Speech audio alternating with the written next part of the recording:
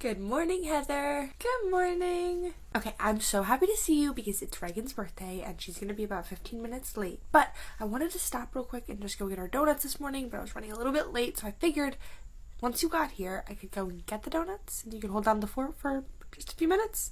I think I'll be alright. Should be like 5 minutes max. Cece's already on her way, so it's not a big deal. And then there's no kids here yet, so if someone comes in, you know how to sign them in. It's pretty easy. You think you got it? I think I got it. It's pretty simple. Okay, perfect. I'm gonna go. I'm gonna get the donuts, and I'm gonna be right back as quick as possible. Okay, I'll be here doing the start of today's notes. Perfect. Just match up the names to match the book name and paper. I know. Ah, I love you. Thank you. Not a problem. Come on, Abby. Hurry up. Hello. Good morning. Morning. What can I help you with? I'm here to drop off my daughter. Okay, and your name? Abigail Newton. Alright, you are all set. Thank you. Come on, Abby, let's go. I'm in a hurry. Good morning. Abby's here. Good morning. You are my first arrivals for the day. How are we feeling? Oh, put a smile on your face. You're here to have fun with your friends. So, is there anything you need from me? I'll just need you to sign her in. Is she okay? She's fine. Her brother has a slight cold, but she is fine, so she can stay here and be with her friends, and I will pick her up later. I'll go sign her in. Okay, just checking. She hasn't had, like, a fever or anything in the past 24 hours, right? No fever. Okay, well, then everything should be all set. Oh, put a smile on your face. I'll be back in a few hours. God, Abigail, the dramatics. We're gonna have a fun day today. Now, you are the first kid here, so I have a few papers I need to fill out. Maybe you can help me with that. Honey, are you feeling okay? Okay, can I lay down? Can you lay down? Sure, you absolutely can. Let me go get a mat nap set up for you. Oh, gosh. Okay, sweetheart, you are all set. Go ahead and lay down. Okay, papers. Good morning. What's going on? Good morning, Miss Cece. I am filling out today's papers, and we have one student who is not feeling the best. You're telling me the first kid here is sick? Yeah, so the mom, dropped her off but had a baby in her arm as well, and was saying how the baby didn't feel good, but the toddler felt fine, but obviously doesn't look fine, and immediately asked to lay down. I asked her if there had been a fever within the past 24 hours, which I know is what I'm supposed to ask. She said no, so I didn't really know what else to do but accept her, because I don't know. So did you check her to see if she had a fever? I did. She doesn't feel warm to me, but she does seem miserable. She's only been here for about 5 minutes, and she wants to lay down. So I set up the mat for her, obviously, and I think she's sleeping. Yeah, she is asleep. Did you smell her? Did I smell her? Yeah, did you smell her? Do you know if she smelled of anything? I'm sorry, is she supposed to smell like something? I wasn't looking for a smell particular. My kids, I know, I'd always tell my ex-fiance, I'd always tell him how their mouth would smell sickly when they were sick, but he would disagree with me, so I figured it was just a mom thing. I'm sorry. I did not smell her mouth. No, is there something I'm supposed to be smelling for? Yeah, no, I'm sorry. Like medicine. Did she smell like medicine? You mean like she gave it to her beforehand? Yeah, unfortunately this happens a lot, where parents will notice something's going on at home and decide to send them off anyway with a little bit of Tylenol to tide them over so they can get a break. Well, that's just asking to be called down, because in 4 hours, once the Tylenol's worn off, the child's going to be sick again. That's why it's super against policy. Let me just see if she even has any. You smell it? Kidding, I'm surprised you didn't. You always want to look for some sort of smell off of them, because you know how Tylenol smells. The bubble gum, the berry, the cherry, there's all these different flavors, and they always have this pungent, and it gets on their clothes, it's sticky. Of course, that'll be the first thing that I look for next time this is some sort of instance. Apparently it happens often. I wish that it wouldn't, because I cannot even imagine sending my kid to school if they weren't feeling well. Yeah, but it happens far too often. Okay, so what do we do now? I will go call the mom and make her aware of the situation, even though I'm very much know that she is aware of the situation, and then I will have to pass the news along to Debbie, and then I guess we'll just kind of see what she wants to do from there, because it is against policy. Okay, oh my gosh, just doesn't make any sense why she would do this. She has one baby at home, why wouldn't she just keep the sick one also at home? Fortunately, that's how it... Good morning! I'll be right back. Good morning, guys. Abby's just not feeling too good, so let's just come on this way and we'll go sit on the reading rug. I'm sorry, did you just say she's not feeling good? It's 7 o'clock in the morning. Yep, well, Mom has been made aware and we're gonna make sure she's picked up. Right, and that's great, but I just don't... Come here, baby. I don't want my daughter near someone who's sick, because then that's asking to bring it into my house. I understand. It is our policy, though, that we just keep the child here. There's nothing we can really do in this circumstance. She did not present with a fever when she first arrived. She's been here for about 10 minutes, and like I said, the mother's being made aware as we speak. Okay, well, I think we're going to skip the daycare for the day. Okay, my love? And I'd like to be refunded for this day. So I'm really new here, and my co-teacher, who's much more informed, is actually the one that just stepped out to call the parents. I'm not sure exactly how that would work in a circumstance like this, but I can assure you the second that she's gone, everything's going to be disinfected and cleaned up, and they're going to be far away from her, if that makes any difference. Doesn't make a difference. I want my refund. Okay, well, again, I'm new, so I don't really know anything about the refunds. I don't think I would have anything to handle with that regardless, so maybe tell that up to the front desk person and she can kind of point you in the right direction. Let's go, my love. Excuse me. Yeah, hi, I need a refund. Hello. I already said that. Need a refund. Not gonna happen. What do you mean, not gonna happen? I mean that it's not going to happen. Do you need me to write it down for you? Your attitude is completely unnecessary. I'm asking for a refund, and you're just saying no. Yes. And where and how do you get off saying no to me? How do you get to just say no? You did not properly address me as a human should address another human, and you came in here demanding something that is not given out, but for very, very small circumstances, and this is not a circumstance. I don't care if they happen every once in a blue moon. They need to happen today. I need to receive a refund because when I'm bringing my daughter into a classroom, I would never expect to find a child who is laying on the ground, obviously sick, at 7 o'clock in the morning. Ma'am, if a child does not show symptoms until 10 minutes after they are dropped off at school, the only thing that we can do in that situation is comfort the child and make the parent aware and wait for them to be picked up. No, it's 7 o'clock in the morning. The kid shouldn't be here if she's sick. Unfortunately, when someone gets sick, there is no way to determine when exactly their symptoms will show. It could be 1 o'clock in the morning, 3 o'clock in the morning, 5 o'clock in the morning, 7 o'clock in the morning. I'm not an idiot. I know that a kid can get sick at any time in the day, but what kind of a mother brings their child into the daycare when they are sick? I am not in the classroom. I am at the front desk, so I do not know the exact circumstances of the situation. What I do know is the mother has been notified.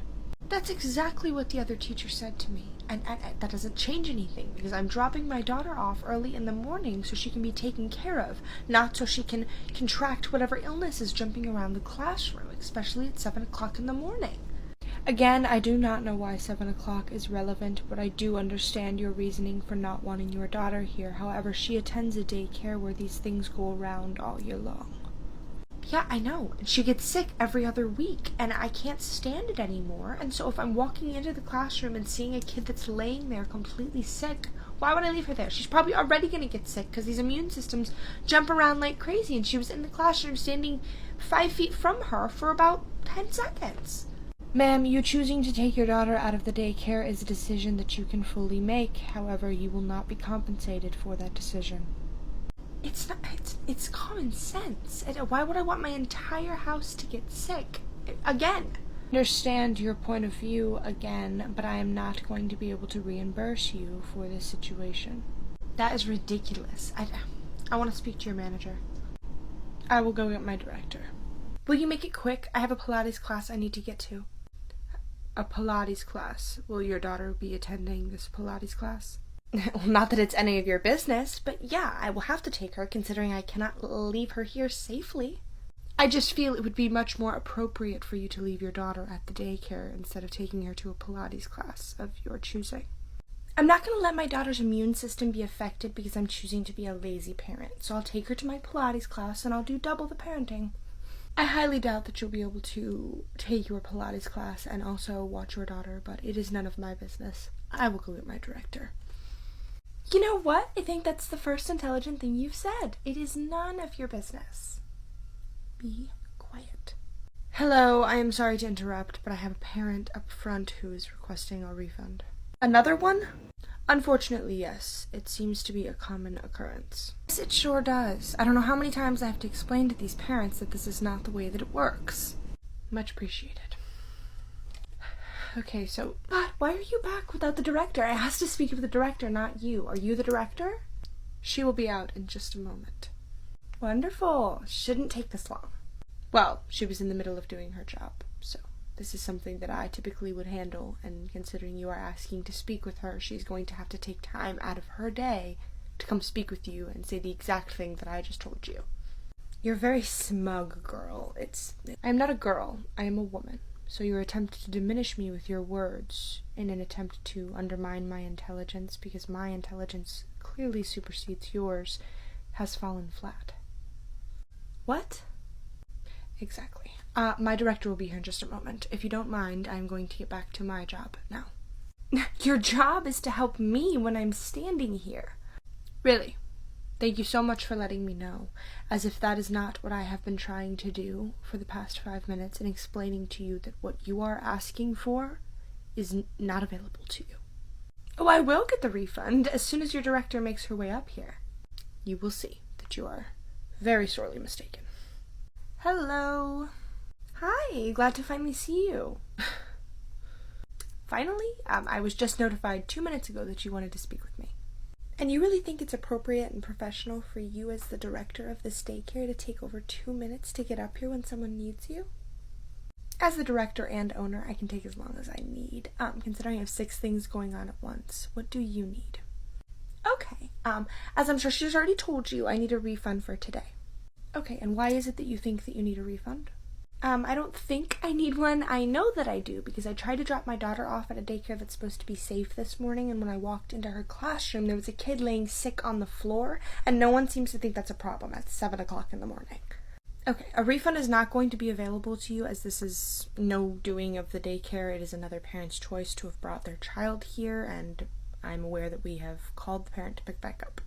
The child being picked up is honestly irrelevant because she's already been around her, and there's no guarantee that she's not going to get sick and give it to my entire family, so I want to be refunded to be safe. Okay, as you are aware, we do not refund when the parent has chosen to not bring their child into the daycare. You pay for the spot, not how often you use it. But I did bring her, and your daycare has allowed for a sick child to be here, so obviously I don't want to leave her here. I understand where you're coming from, but that is the policy, and you choosing to not bring your daughter into the daycare is not something that I can reimburse you for. Well, that's horse crap. Well, I'm sorry you feel that way, but that is the policy as it stands. Okay, she's staying then. She's staying there. Unlock the gate for me. Look at me like that. Just open the door. I'm sorry. Now you want her to stay. Well, yeah, I already paid for the spot, like you said. I paid for the spot, not how often I use it, so I might as well use it. Okay, right, but it just seems like we could have avoided this entire interaction if you just chose to keep your daughter at the daycare like you were already going to do. Right, but when I walked in the classroom, it threw me for a loop, and I realized that I didn't want my daughter to get sick, and I especially didn't want to pay for my daughter to get sick, so if I can't get a refund for it, then she's already been exposed to her. She might as well go play with her friends, okay? Okay, unlock the door, Sharon. Okay, go. You're still gonna have to go in and check her in, though. I was already in there. The teacher already saw me. She already saw her. She knows Mom was here. She knows. It'll be fine. The teacher can just sign the book. Not gonna be the way that it works. I'm so sorry. I know that you have a very important meeting that you need to get to, but there's a parent book and a teacher's book for a reason. We have 2 separate records, so we can keep everything in line. So, again, I'm gonna need you to check her into her classroom, as you do every day. Yes, I know. I do it every day, but I'm not doing it when I already was in the classroom. I'm not going all the way back in there just to walk all the way back out. She's the one going into the classroom, so she can go. Go. Tell your teacher, hi, I'm here. Sweetheart, please stay with your mom. If you aren't going to go and sign her into her classroom, then she is not able to go into her classroom. Are you kidding me? Not in the slightest. This is such a waste. I cannot believe that you guys are this is such a waste of time. I'm going to be over 15 minutes late to my Pilates now at this point. Let's go. Go into your classroom. Hurry up. I need to go sign in for you. This is ridiculous. She has to check in her own child. The horror. Hello and good morning. You look marvelous today. Ed, go. Oh, are we back? With all due respect, not interested. Gonna sign the book, gonna leave. I've already wasted enough time sitting here talking to all of you people for absolutely no reason. Can't even get a refund. It's okay. We didn't really need to talk. I was just addressing you since you just entered into the classroom. Go ahead. Go ahead and sit on the rug. I hope you have a great rest of your day. Hard to have a good day when it starts off like crap. I came here and there's a sick kid in the classroom and I'm almost guaranteed to come home with a sick kid. Can't get a refund no matter who I talk to because of these crappy policies here. So it's hard to have a good day when I've started off with a crap one. I'm sorry to hear that. Oh, I'm sure you are. You're costing mommy a lot of money today, so I hope you have a lot of fun. We do actually plan on having a lot of fun today. Today's music day. Come on, sweets, let's go to the rug. Have a great day. Oh my gosh, that took way longer than I thought it would. I got the donuts. Reagan's not here yet, is she? No birthday girl, but we do have Cece and a sick child who has been fed Tylenol. Okay, I see said sick child. If you want a donut, go ahead and help yourself. We're not doing any like surprise or anything. Reagan already knows I brought donuts in. She should be here in, I hope, like 5 minutes because I do have a little birthday cake for her, like a cupcake. Oh, awesome. I will definitely take you up on that offer. I am a little hungry. Once mom does show up, do you want me to handle it, or? Yeah, you or Cece. Just let me get my bearings and everything set up again. I'm sure that one of the two of you have already spoken with her. So basically, she was dropping off when you were leaving. I don't know if you remember seeing her, but, she had an infant with her who was coughing and said that the infant had a cold, but Abby didn't. And then Abby immediately didn't feel good and wanted to lay down, and so it just kind of spiraled from there. And when Cece got here, she smelled Tylenol, so. Okay, so just when she shows up, one of the two of you handle it then, because the two of you are the ones that spoke with her, and I'll just keep watch of the kids. Okay, sounds like a plan. Good morning, everyone. Happy birthday, Reagan. Happy birthday, happy birthday, happy birthday. I've got donuts for you, and I have a little surprise for you later, too. Oh, you're too sweet. Thank you. Excuse me, I'm here to pick up my granddaughter. Pick up your granddaughter. Yes, did I stutter? I'm here to pick up my granddaughter. My apologies, I was just clarifying as it is still the morning and typically people are dropping off now. Of course, but you called my daughter and said that her daughter needs to be picked up, and of course she can't come down here because she's dealing with a sick infant at home, and so of course I have to come and I have to pick her up. Okay, I understand the situation now. Can I please have your ID so I can verify you are her grandmother? I am her grandmother. I've picked her up a time and a half. My name is on the list. I shouldn't have to show you my ID when you've called me down here. I cannot allow you into the building until you verify you are who you say you are. Once you have done that, you are free to go and pick up your granddaughter. It's just a simple ID, which I'm sure you've been asked for before if you have picked up your granddaughter from this facility. Of course I've been asked before, and I understand it's your stupid protocol, but it's a little different when you guys have called me down here already. Except you were not called, your daughter was called, and so she was the one who we were expecting to pick up. As I understand, she is the one who said she would be picking up. You showing up is entirely fine, but we need to verify your identity, that you are who you say you are. Otherwise, you are some Mary Jane walking down the store, and we have no idea who you are. And you could pick up any child, and I cannot just give you any child willy-nilly. So, willy-nilly? Let's not pick at words. Please just give me your ID. You know what? This is ridiculous. I shouldn't have to do all of this when you guys are the one that called me down. Thank you. Again, it was not you that we called. Thank you. The door's unlocked. You may go. Wow, so this was all just a power trip for you. Felt good, huh? No, ma'am. Just doing my job. Oh, please. Like, I hadn't heard that one before. Have a great rest of your day. Where's my granddaughter? Hi. Who is your granddaughter?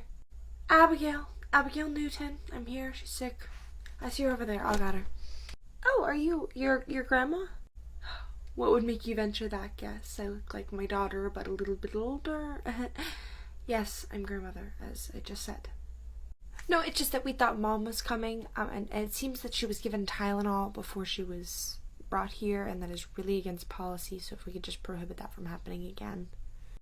That's something you can tell my daughter. I am not her mother, and I did not give her Tylenol. Okay, I'm just here to pick her up because you guys insisted that my daughter, even though she's sick at home with her infant daughter, come all the way back here to pick up her sick toddler.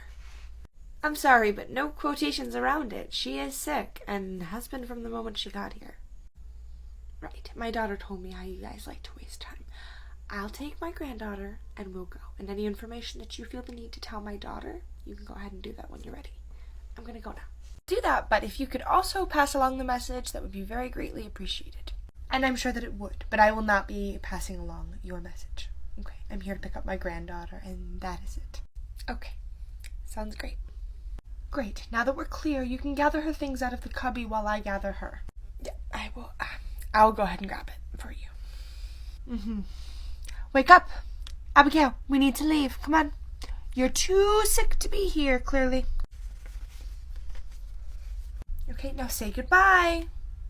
Goodbye. I hope you have a great rest of your day. Thank you. You as well. Well, you know what, guys? I will just tell you one thing. I will never understand all the drama for something like that. They chose to bring her here, knowing that she wasn't feeling well, and then want to throw this whole big thing when we want her picked up. It makes no sense. Never does. Reagan, when I tell you I just wanted one smooth day for your birthday at least, it's already been a mess. Okay, how are you feeling? How are you doing? Are you kidding? I never have anyone celebrate my birthday. Thank you. I really, really appreciate it. I'm doing wonderful. Please don't worry about me. Oh, I'm so glad. Okay. If you want to eat something for lunch, like something specific, I can go get it during my break. Seriously, don't worry about it. It's been far too much. Oh, good morning! Morning, guys. How are we feeling? Come sit down on the reading rug.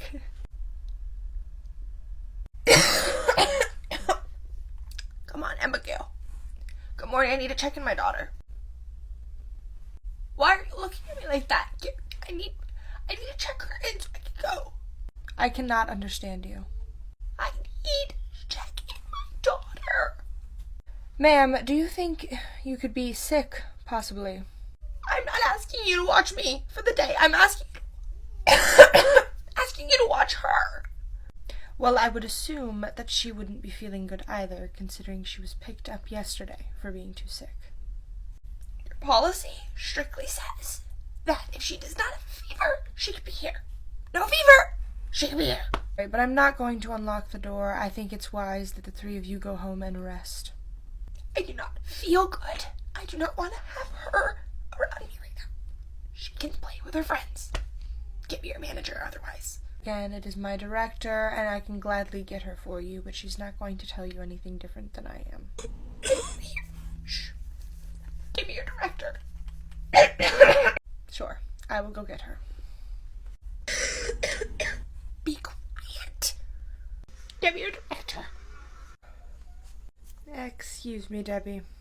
If you say someone is out there and wants a refund, I'm going to lose my mind.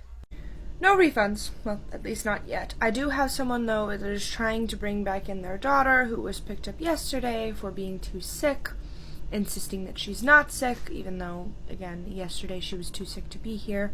She herself is sick, her infant daughter is sick, and she's insisting that her daughter needs to be dropped off. Sharon, come on. You just tell her that she cannot come in the daycare. And that is exactly what I said, but she asked to speak with you. Are you kidding me? What basis does she have to stand on that? She was picked up yesterday for being too sick. She cannot be here today. Again, I know that. This is more so a case of don't shoot the messenger, as I told her everything that you are saying, but she wants to speak with you instead. But she knows her daughter was picked up early yesterday. What grounds does she think she has to stand on for dropping her off today? She's insinuating we're going against policy, that the policy is about the fever. Well, did she have a fever? Well, I wasn't in the classroom, so I don't know the entire details, but what I do know is she was fed Tylenol beforehand, so there's no way for us to know if she had a fever or not. It's a sticky situation. This is ridiculous. She cannot come into the daycare. Please go tell her that. I understand, but I already told her that, and she wants to speak with you. Sharon, I have not had a good morning this morning, and as much as I appreciate all the hard work that you do, I would like to just sit in my office and get my work done that needs to get done. What you're having to talk to me about is really something that I think that you can and should be handling. I agree, and typically it would be no problem. However, I've done everything I can say, and she still wants to speak with you. I'm not going out there, okay? I'm not going out there. So if you could just please close the door on your way out. Okay. Where's your director?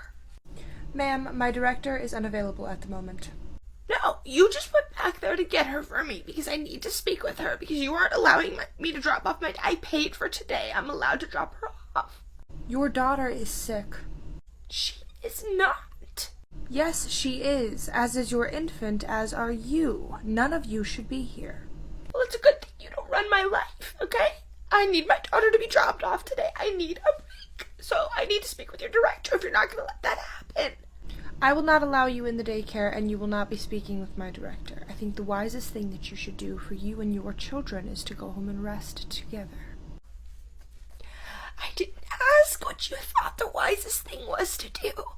I need you to let her in the classroom.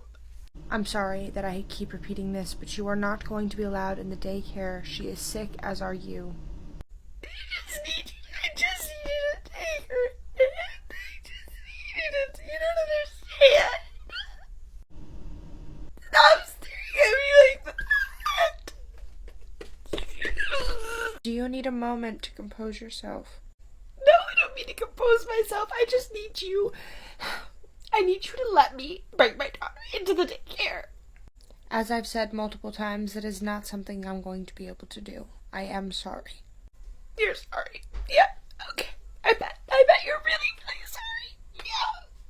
I am sorry. It's an unfortunate situation, and I do feel for you. I, however, cannot help you any further with the situation. I feel it's a little inappropriate for you to insinuate that I should be. Maybe call your mother and ask her for help. Oh, my mother. Sure, yeah. So I can listen to her tell me for the next 6 days about how I cannot do anything unless she helps me. Sure, yeah. Let me give her a ring. I do apologize. Yeah, well, you can take that apology and just shove it right up your ass because it doesn't do any good for me. I just needed someone to watch my kid. So she's gone, I take it? Yes, I got her to leave. Great. And I want to reiterate that I really do appreciate your hard work, but you coming to me for situations like that is really something that I cannot have. I have a lot of work that goes on in my office, okay? I understand. Okay, let's try to refrain from letting that happen again. Yes, understood. Great, I will be in my office if you need me. I'm sorry, did you say something? No, just a tickle in my throat. Okay. Hi, do you remember me from yesterday? Yes, I do. Great, so I'm hoping that you remembered when I said that my daughter wasn't staying here because she was going to get sick, right? But you did eventually end up leaving her here. I was getting to that, okay? I insisted that I didn't want her here and I wanted to take her with me before I figured out that you guys wouldn't give me any sort of compensation for this whole situation. Now she's sick. Now I can't bring her in. I'm sorry to hear that. No, yeah, you weren't wondering why she wasn't standing with me right now to be dropped off? Yeah, because I had to leave her with my mom. She's sick.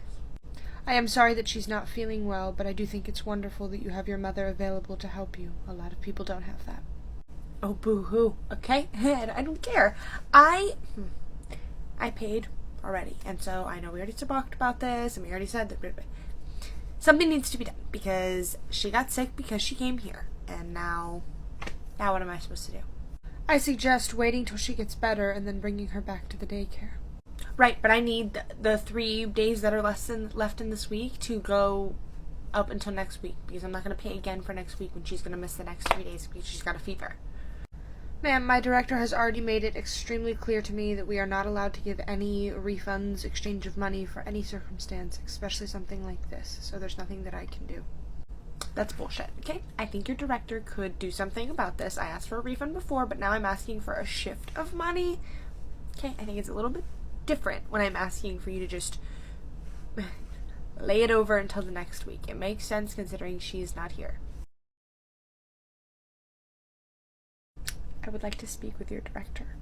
Ma'am, there are certain parts of my job that are required that I do them. This is one of those situations where if I were to go to get my director and bother her when she is trying to solve something that she needs to get done for something that I should be solving, she's going to get upset with me, and I won't need her to even solve this because she's going to tell you the same thing that I'm telling you. You genuinely think I care if she gets upset at you? Okay, I don't. I'm upset at you. I want you to go get your director so you can solve the problem that I'm asking you to solve.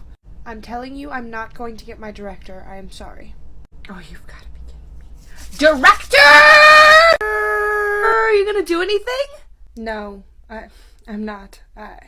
It's a small daycare, and I'm assuming that she heard you are acting like a fool. Good, that it did what it's supposed to. Director! Who is yelling up here?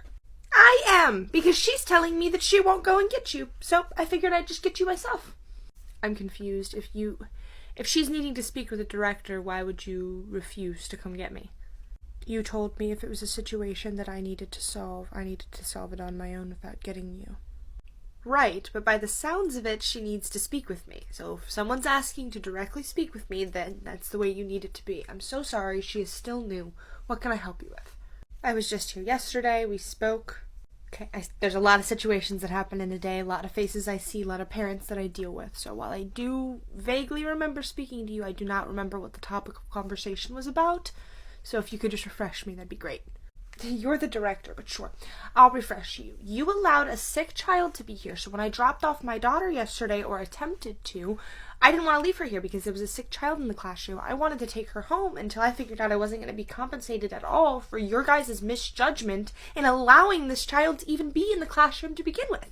Now, flash forward another day, my daughter is sick because I did end up leaving her here yesterday. Now she can't come to class, and I've already paid for these, so I would like something to be done about the money. Okay, I remember. You wanted a refund, and I cannot give you a refund under these circumstances. As per policy, you allowed your child to be here. Kids get sick, infections get passed around, viruses, it just happens. It's a part of the daycare scene. You don't pay for how many days your child actually shows up to be here. You pay for how many days you've taken up the spot for another child that could have been there. Okay, I've been explained this like 6 different times. I'm not asking for a refund. I just want a shift of money. I want you to take the 3 days that are left into this week, because she's obviously not going to be able to come back, and I want you to shift them over into next week's payment, and I'll gladly pay for whatever other days interlap into next week, but the first 3 days should be covered because she's not going to be here for these days. Okay, a switch, a transfer, a sliding over, however you want to call it, it's still a refund. We'd still be losing money considering you paid for the spot this week. If your child fails to show up, it's just really on you, as much as I know that that's not what you want to hear. However, that spot that your child is not taking up could be taken up by another child. Again. Oh my god, I feel like I'm speaking and you're not understanding me. I just want you to transfer the money to next week. No, let me be abundantly clear. I understand what you are asking for. Again, a transfer of money is the same thing as a refund. You have already paid for this week, so if you want your daughter to come back next week, you're going to have to pay for next week as well. You're not understanding. I already paid for this week. I just want the 3 days that I paid for that she's not going to be here transferred to next week. It's literally that simple. Ma'am, it's not that simple, though. Again, a transfer of money would be a refund, which, again, I've explained to you is not something that I'm going to be able to do in this circumstance. Well, what circumstances would you allow it? I think that is irrelevant because your circumstance does not fit up with the description. So, again, I'm not going to be able to offer you a refund or transfer of money or anything. I am very sorry that you're going to be missing out on these days, but this is part of the risk you take when you are at a daycare. No, it's bullshit. This is not the way that it should go. I want to speak to someone who's higher up than you because someone should be able to solve this for me. Higher up than me, babe. So we could sit here and we can argue back and forth all day and we can just come to zero conclusion, or we can both come to an understanding that nothing about this circumstance is going to change and I can get back to my work and you can go get back to your sick kid or whatever it is you have planned for the day. So her refusal to go and get you was basically Right, because you do nothing. You're useless. I'm very sorry that you feel that way. I'm going to choose to walk away now before things escalate into a situation that you are not going to like and may not have a spot at this daycare at all. Is that a threat? No, ma'am, but I'm not going to be standing here in my own daycare and be called useless when I've done everything that I can when it's concerning a policy that you signed contracts for. So, again, I'm going to turn around and I'm going to go into my office. I hope that you have a lovely rest of your day, and I hope that your child feels better soon. When she leaves, I'd like to speak with you. You go ahead and let your director know that the second I find myself a better daycare, you're out of this place. I'll be sure to do that. Have a great rest of your day. Yeah, you too. Let's do this. Okay, glad you came quick. Get in here and shut the door. I need to talk to you. No, I need to talk to you. Sharon, you're not going to come into my office and demand to speak with me when I've called you in here to speak with me. I will not stand here while you scold me for doing exactly as I was told to do. There are a lot of young girls that work here, but I am not one, and I am not going to stand here and be scolded and talked to the way that you spoke to me, specifically in front of a customer. What you just did in front of the customer was completely unprofessional and out of conduct, and I'm not going to stand here and act as if though that was right. Excuse me, but you are not going to come into my office and run over the conversation and act as if though I have done something wrong when you were the one at fault. I am the manager, and I have called you in here to speak to you. Be that as it may, what you did was entirely unprofessional, and if that's something that you continue to plan to do in front of customers, I don't think that this is a place I need to be working. Are you I'm sorry, are you threatening me to if I correct you in any way that you are going to quit? Correction is one thing, but when it's done blatantly in front of the customer, it's an entire other. When a manager is to correct their employee, it should never be done in front of a customer. And not only did you correct me, but then you addressed the customer and apologized on my behalf as if I weren't even there. Entirely disrespectful. If the parent wanted to speak to me, you should have come and got me and allowed the parent to come and speak to me. Just a few days ago, I did the exact situation as you have just described, and you told me that you would not go up to the front counter because it was a situation that I needed to handle, and any situation like this here on out as to not bother you. I never said to not bother me. I have a lot on my plate. That's understood, just like it was understood that I knew not to come and get you for a situation that I could solve on my own, and I was fully capable of solving it on my own. Just because a parent is demanding to speak with you, I am fully capable of telling them no. But for me to tell them no and stand my ground and say that that's the policy that you also stand for, and then you to come and turn around and undermine everything that I have just said, making me look anything less than just a fool standing there, it's uncalled for, and I'm sorry that you feel that way. You're sorry I feel that way, or you're sorry for your actions? I believe that I managed you in a situation that you were not acting exactly appropriate. You are still new here, and so guiding you in the correct way to do things sometimes is important, and sometimes feeling a little bit embarrassed is part of growing. I am grown. I do not need an explanation on why being embarrassed is a crucial part of growing up. I need none of it. What you did was unprofessional, and I won't stand for it, and it's something that we're going to have to agree to disagree on if you don't see it that way. Agreeing to disagree is just fine, but you cannot continue to work here if you're not going to listen to me when I correct you on things. I believe I've proven very well that I'm very adequate at my job and very good at being told what to do and what not to do and following very thoroughly. Poor management is not my responsibility. You now, if a parent is demanding that you speak to me, I need you to come to my office and get me. And you can ensure me that when I come get you as a parent is demanding you, that you won't send me back looking nothing but a fool, explaining to a parent who I've just told that I will go and retrieve you, that you are no longer coming. Sharon?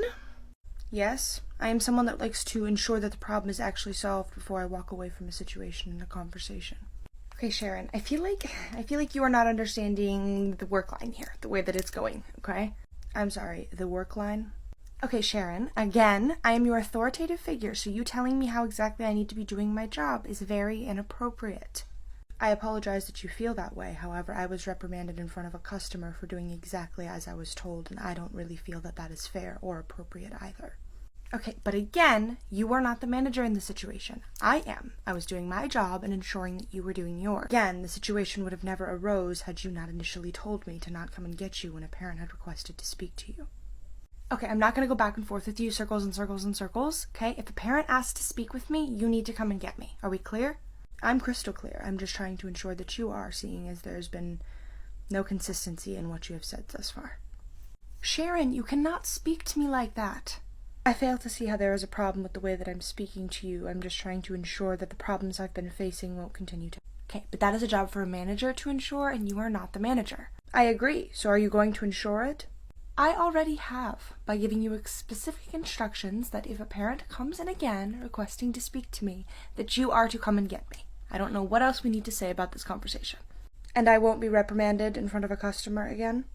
Sharon, the way I go about managing my employees is my business, and if I have something to say to you while a customer is standing there, then that is just the way that it is. And you don't believe making a correction to something that your employee is doing in front of your customer is highly unprofessional. I think the way that I run my business is my business, and you are an employee here, and if you don't agree with the way that I run my business, then you are very much welcome to go find another place to work where you do agree with the way that they run their business. Understood. Okay, wonderful to hear that we're on the same page. So what is the decision that you're going to make? Are you going to continue to work here, or are you going to find somewhere else?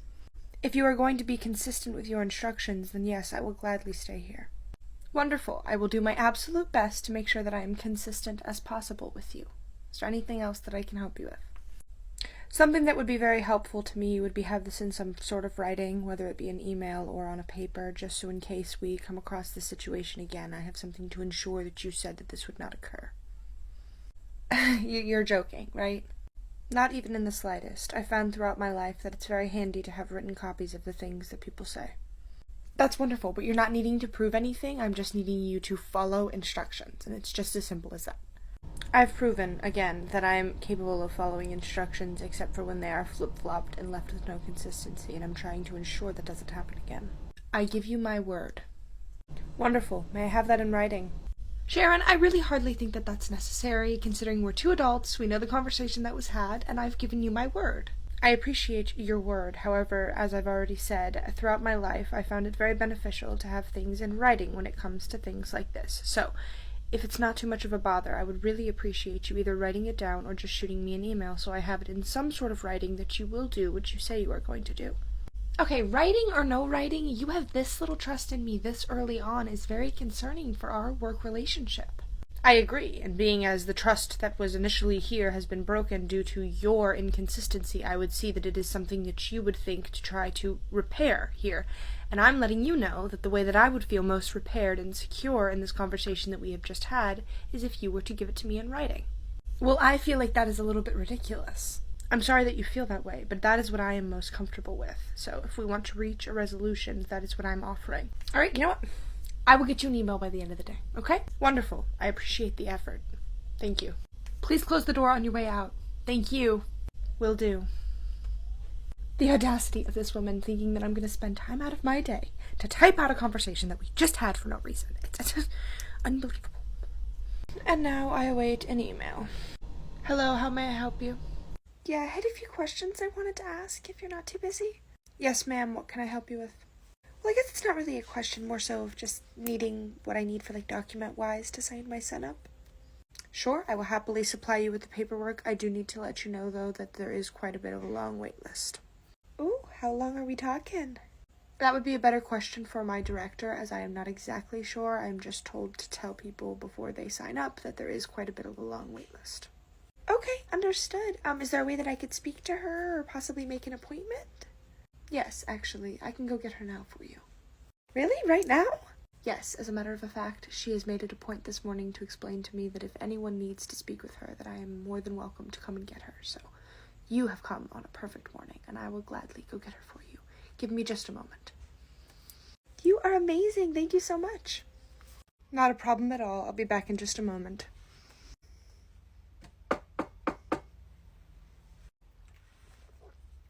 Come in. Hello.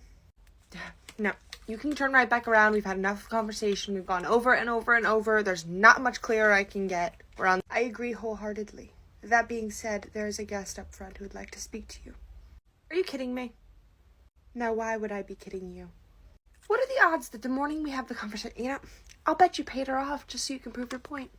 You're suggesting that I offered the client money to pretend that she needs to speak with you just to prove my point. Well, how do I know you didn't? I give you my word. That's great. Okay, so what should I tell the client waiting up at the front desk? You tell her that I'll be there in just one moment. Wonderful. Thank you so much. My director will be here in just a moment. Okay, awesome. I'm like blown away. You guys are amazing. I mean, I did not expect to speak with the director right away. Yes, feel free to come whenever you need to speak with the director. She loves speaking to clients and feels very excited to help anyone who needs the help. Well, that's amazing, but don't give her all the credit. You were the one who got her so quick for me. Yes, just doing my job, as it is my job to retrieve her when people ask for her. Well, I'm going to tell you you're amazing in case someone hasn't told you yet today. I do appreciate your kind words. She should only be a moment. Hello, what can I help you with that she was unable to? Excuse me, I don't think that it's that she's unable. She's wonderful. I think that maybe it's just questions that you might know a little bit more about. I was really excited to speak with someone who was excited to speak to me, like Sharon was. Ma'am, of course I'm excited to do my job. I love helping my clients. However, I have someone at the front desk and I just need to ensure that she's doing her job. Well, I was just raving to her about what an amazing experience I was having with her directly, and then you kind of came in here with an attitude, and you're the director, so it's kind of given a yucky look. I do apologize if I came off any sort of way towards you. I am very excited to speak with you. I just need to ensure that she's doing her job. Again, we've had multiple discussions, and it's just... Why don't the two of us just go back into my back office, and you can ask me any questions that you need to, and we will just get out of this whole setting. Okay. Just wanted to say thank you again for being so nice to me. It's no problem at all. Please come in, sit down, make yourself comfortable. Can I get you something to drink? No thank you on the drink, and I think I'd prefer to stand, if it doesn't matter to you. If it's all the same to you, I'd prefer you sit, just like a power dynamic for me. I'm sorry? Well, I was just kidding. It's just a little intimidating having someone standing over you and you're being the authoritative figure. Right, I could understand how it could be slightly intimidating to have someone standing over you, but, you shouldn't need to be like an authoritative figure when it comes to me. No, it's just that typically I have like employees in here, so I'm trying to correct them, and it's a little it's fine. Rewind. What can I help you with? Well, if I'm super honest with you, before I get into anything, I really wanted to talk about Sharon for a second. She was just so sweet up at the front counter, and I hate to be a bother, and I hate to be that person who's like making a problem out of nothing, but I just feel as if though maybe she's not being appreciative, and she is an older woman, and I feel like she's working a job that's kind of difficult, and I just want to make sure she's getting the recognition that she deserves, and I kind of got the vibe that she wasn't, and I just, the comment you made about her being unable to help when it was really something that you would probably help me a little bit more with. Well, let me just tell you, rest assured, I am more than happy to help you with whatever you need help with. Oh, I'm sorry, are you not going to make any comment on the whole situation of me complimenting Sharon and the fact that she feels a little bit unappreciated? Did she say she felt unappreciated? Because that in itself would be very unprofessional. No, she did not. She would never say something like that. She seems like a very professional woman, and I only met her about 10 minutes ago, but I can sense vibes, and I sense vibes very well. I'd prefer to keep my conversations about my employees separate from my customers. If it's all the same, we could just keep on topic of what you need help with. I totally understand where you're coming from. It's just, like I said before, I'm someone who just gets something stuck into my brain a little bit, and I just really am stuck on that comment where you told her in front of me that she was unable to do something when she clearly stated to me that it would be better if you just handled the situation. I heard you loud and clear, and I'm here to help you. So if we want to talk about the waitlist times, I know you were interested. I can give you a more exact answer in about 2 days, but did you want to put your name on the list now? Why don't we wait till about 2 days when I come back and we'll make a concrete decision on that, because I'd like to have the conversation with you that I'm trying to have, but it seems that you're very unwilling. I truly hope you understand that it's not that I'm unwilling to have this conversation. It's just that it's unprofessional for me to be speaking about this topic with you when you are my customer and she's my employee. Okay. It's just that I just feel like... I'm so sorry, but if we could just get on the same page that she maybe does deserve a little bit more recognition. I'm sorry, I hate to ask this, but do you know Sharon, or do you work for someone to do with Sharon? Because I'm just a little bit confused on why you're so persistent about the topic of Sharon when we could be talking about why you came here. Oh god, no. I don't work for anybody, anything to do with this. I just, as I said, big picker-upper on vibes, and I just felt like a really condescending comment that you kind of slipped in because you could in front of a customer when it just feels like it's not exactly the nicest thing you could have done. So your problem isn't really with, like, Sharon and the way she's treated. It's,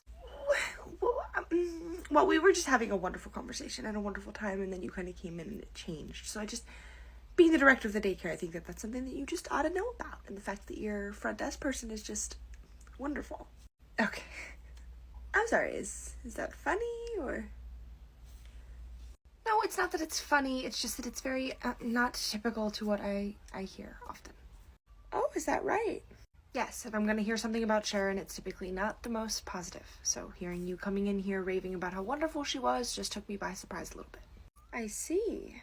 Yes, so you'll have to forgive me for any way that I've reacted to your wonderful news about Sharon, which I am happy to hear. It's just typically I'm hearing that she's not attentive enough, she's not caring enough, her personality in general is just lacking, and it is saddening to me as the director of this daycare to know that the front desk of my workspace that I love is just not exactly being brought up with the happiest of faces. So hearing that it is good news. Okay. I'm sorry, I feel like we're beginning to go in a little bit of circles. You wanted me to acknowledge that she was doing a good job, which I have just done, and you seem not unsatisfied, but almost unhappy for the word. Is something else the matter? Well, I do think that it's wonderful that you finally acknowledge the fact that she's doing a wonderful job. I just think it's a little bit interesting. What do you think is interesting?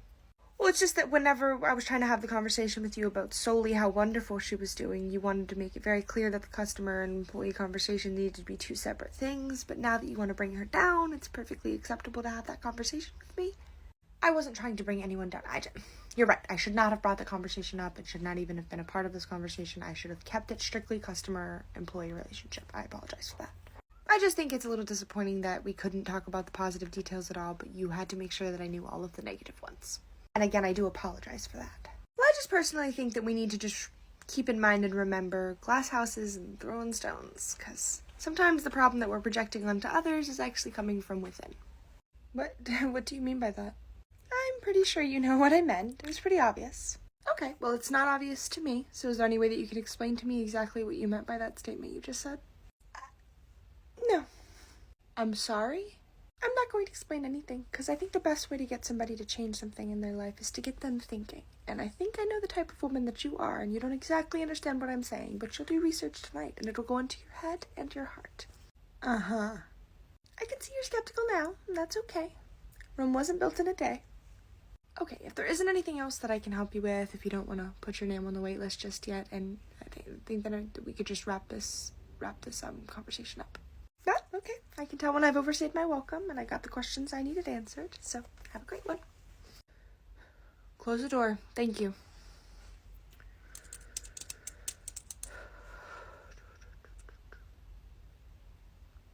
Oh, you've got to be kidding me.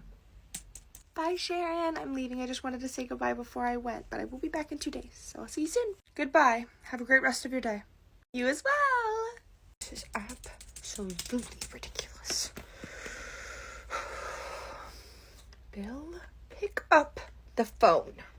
You had better have an amazing explanation as to why I'm having to leave a voice message in your mailbox right now instead of getting to speak with you directly when I need to get in contact with you. The fact that I have just gone on Google Reviews and I have not been notified by you that this absurd review has been left by this woman who I refused to give a refund for because she was not due a refund.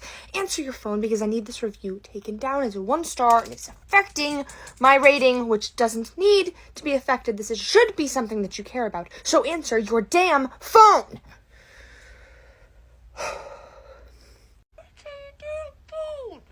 Google review.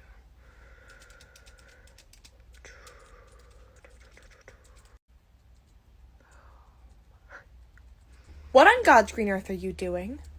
Oh, I'm sorry. Did I scare you? No, I just did not realize anyone was standing behind me. Pretty coincidental that I just find out about a negative review to come out to finding you reading that said review. I was unaware that I am not allowed to access our Google review page. It's not that you're not allowed to access it, it's the fact that you seemed to know about the review before I even did, and I was already suspicious of your ins and outs of these situations, so now I'm even more suspicious. It's not suspicious. We're in a small daycare where I can hear you yelling about some sort of review, and of course I got curious, as I have nothing else to do standing up here. Oh, you have nothing better to do? At this exact moment, no. There's no one up at the front desk. There's no one I need to speak to and no paperwork that I need to be doing. So if I hear someone yelling about something from across the daycare, something that I can access and look up, obviously, naturally, again, I would get curious. Sharon, have you ever heard the expression, curiosity killed the cat? I've been alive longer than 2 days, so of course I have. But I'm not a cat, and so the expression is not fitting in this situation. It doesn't literally mean a cat. Really? Yeah, really, Sharon. I was not aware. Seeing as though you have some sort of suspicion against me and think that I am working with one of our clients to go against you or whatever it is that you think, it is obviously an issue that you have specifically with me, which I don't feel that I have done anything to deserve. I've done nothing but my job. But if this is a problem we're going to keep having, then I don't see me working here in the long run. Yeah, and what exactly does that mean? Deborah, I think it's pretty clear. Debbie. My apologies. Debbie, I believe it's very clear what I'm trying to say. So you're quitting? It seems as if, though, that is exactly what you want me to do. Well, you are the only one that sees it that way. I'm just a manager trying to get to the bottom of a situation. This situation that you're trying to get to the bottom of is non-existent. You have an upset client, which I'm sure happens often, and I'm sure you've dealt with often throughout the years. It has nothing to do with me, and for you to think that I'm involved with a client to just make your life difficult really doesn't make sense to me, and why, again, I would have zero motive to do that. Okay, I hear you, and I'll be taking your word for now, but I will be checking those cameras. Is that something you're okay with? I am perfectly fine with you checking the cameras at your own establishment, as you do not need my permission to do that. However, if this is going to be some sort of combative relationship we're going to continue to have, this is not something that I am interested in. So are you quitting? Deborah, I'm not... Debbie! Right. Is there some reason you have something against your name? I don't have a problem with my name. I don't go by Deborah, never have and never will. My name is Debbie, and you can call me that. Can you continue what you were saying? Okay, Debbie, I am not a person who quits. I am not a person who quits whenever anything is put in front of me. I am a person who conquers whatever it is the problem is at stake. That being said, if a manager has it out for me and would like to make it to where I am as miserable as possible until I am forced to quit because it is quite unlivable and unmanageable, then that is not something that I am interested in. So I'm trying to understand if this is some sort of vendetta that you have against me and this will continue to be like this, or it is a problem that you have again mustered up in your head, and once you will see the camera footage will clearly see is in your head. Will it stop then? Sharon, I do not have any vendetta against you. I was excited for you to work here, and I still am excited for you to work here, as long as I can ensure that you are going to be listening to your manager and director when I'm telling you to do something. Again, as I've already said, I think I've proven very well that I am well capable of listening to my manager, as I have done everything that I was told to do from the moment that I was told. Okay, it sounds as if though we're on the same page, but I'm a woman who trusts my gut, and I feel like something's iffy about this whole situation, so I will be reviewing those camera footage, and if by some chance I'm wrong, I will come and personally apologize to you. And that will be much, much appreciated. I'm sorry, but I just can't help but sense a ton of sarcasm, now and honestly all of the time. It's not sarcasm, I am just being blunt with the fact that it will be very appreciated in the fact that I have been accused of something that I would not do and have no motive to be doing, so when someone is going to apologize for the wrongdoing of accusing someone for something, I appreciate it. Okay, it's just hard to put a read on your very monotone voice sometimes, and it can come off as sarcastic to both me and to clients, so it's just something to keep in mind sometimes. As I've already said, from the moment I walked into this daycare, I've spoken with this exact voice, in this exact tone. I have no plans on changing it. This is who I am and who I was when I was hired. There's no need to get defensive, Sharon. I was just saying that I need to get used to it. However, that is not what you were just saying. You were telling me to keep something in mind, that it could come across as sarcasm, when I am telling you that this is the way that I speak, and how I always have spoken. So if it's coming across as sarcasm, and someone views it as that, they have no problem with bringing that up to me where I can clarify just as you have. Okay, but a client shouldn't have to clarify with you whether you're being sarcastic or not, right? Okay. Okay, well, it seems like we're on the same page. I'm gonna go and review the camera footage now. I hope you have a blast. And you're saying that's not sarcastic? No, I'm sorry, that absolutely was sarcasm, since you are going to check something that I've clearly said is not what's going on. Regardless of how you feel, there is never an appropriate time for you to be giving me any sort of sarcasm, okay? You are right. My apologies. Okay. Well, I'll be in my office then. Okay. This whole situation is absolutely ridiculous. Oh, 2 missed calls. Now from Bill. Oh, you're not busy now, I see. Yeah, no, I'll talk to you however I please, okay? I'm having to look at the security cameras right now to make sure that one of my daycare employees are not conspiring with one of my clients to try to prove me wrong. No, I'm not crazy. No, I'm going to look, and I'm going to prove that she is. And there's this review. I'm sure you heard my voicemail. Do something about it. Bill, I do not care if you do not work for Google. I need you to do something about this review because it's hurting my review for no reason. This woman did not need any... She wanted a refund for not bringing her kid in because another child was sick and she didn't want her kid to get sick. How ridiculous is that? Exactly, so do something about it. No, I've already spoken to the parent. I've spoken to everybody that I need to speak to. I've done everything that I'm going to do other than drop her as a client. So either the review goes or she goes. Figure it out. I have some camera review to do.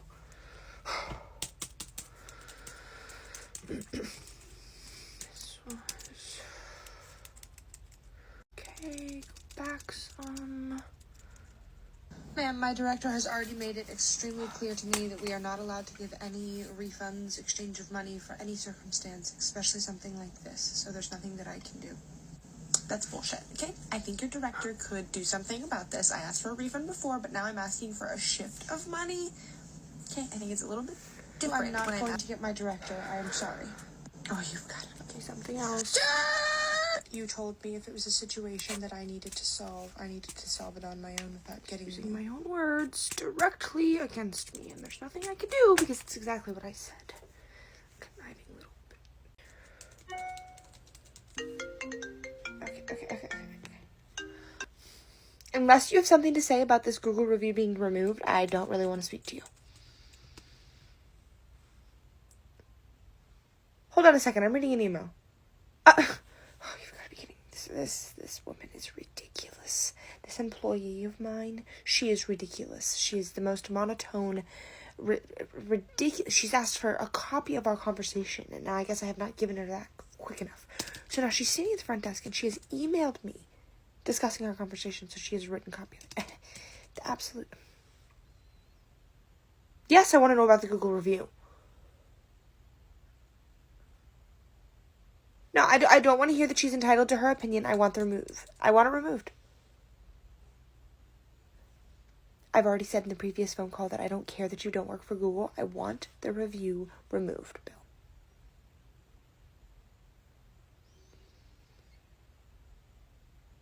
Do not start reciting the things that you know that the therapist said to me on ways to control myself and calm myself down, okay? I don't need you spewing that to me. I know them already. And I don't feel this is a situation where I need to take a deep breath or center myself, okay? I have every right to be frustrated, and I am asking you to do something about it, and you are just simply not doing it. So I'm going to have to handle it myself. Well, not your problem now, is it? If you show up at this daycare, I will... Oh, you do not want to see it, Bill. I do not want to see your face. Do not show up here. Is this some kind of joke to you? I'm not sure what you're referring to. When I pulled you into the office, you asked for a written copy of our conversation, a written copy of whatever it is that you were asking for, and now you've emailed me our conversation because I haven't given it to you fast enough? I was not given a written copy, so I created one for myself. I don't see the problem with it. There's nothing you need to respond to. It's just something that I prefer, which I've made very clear. I know what it is, and it's unnecessary, especially when I told you that I was going to give you a written copy. You know what, Sharon? I need to go to my office right now. Come to my office at the end of the day. That's all that I'm going to say to you is come to my office at the end of the day because I think we have a lot that we need to speak about. Okay? Yes, ma'am. Hello. What can I help you with? I'm just here to see Debbie. If you could just let me back, I'd appreciate it. I'd need a little bit more identification than that as to who you are related to Debbie and if you have an ID and a name on a list. Otherwise, I'm not allowed to allow you back there. Oh, we don't have to go through all of that. If you could just get me Debbie, I'd appreciate it.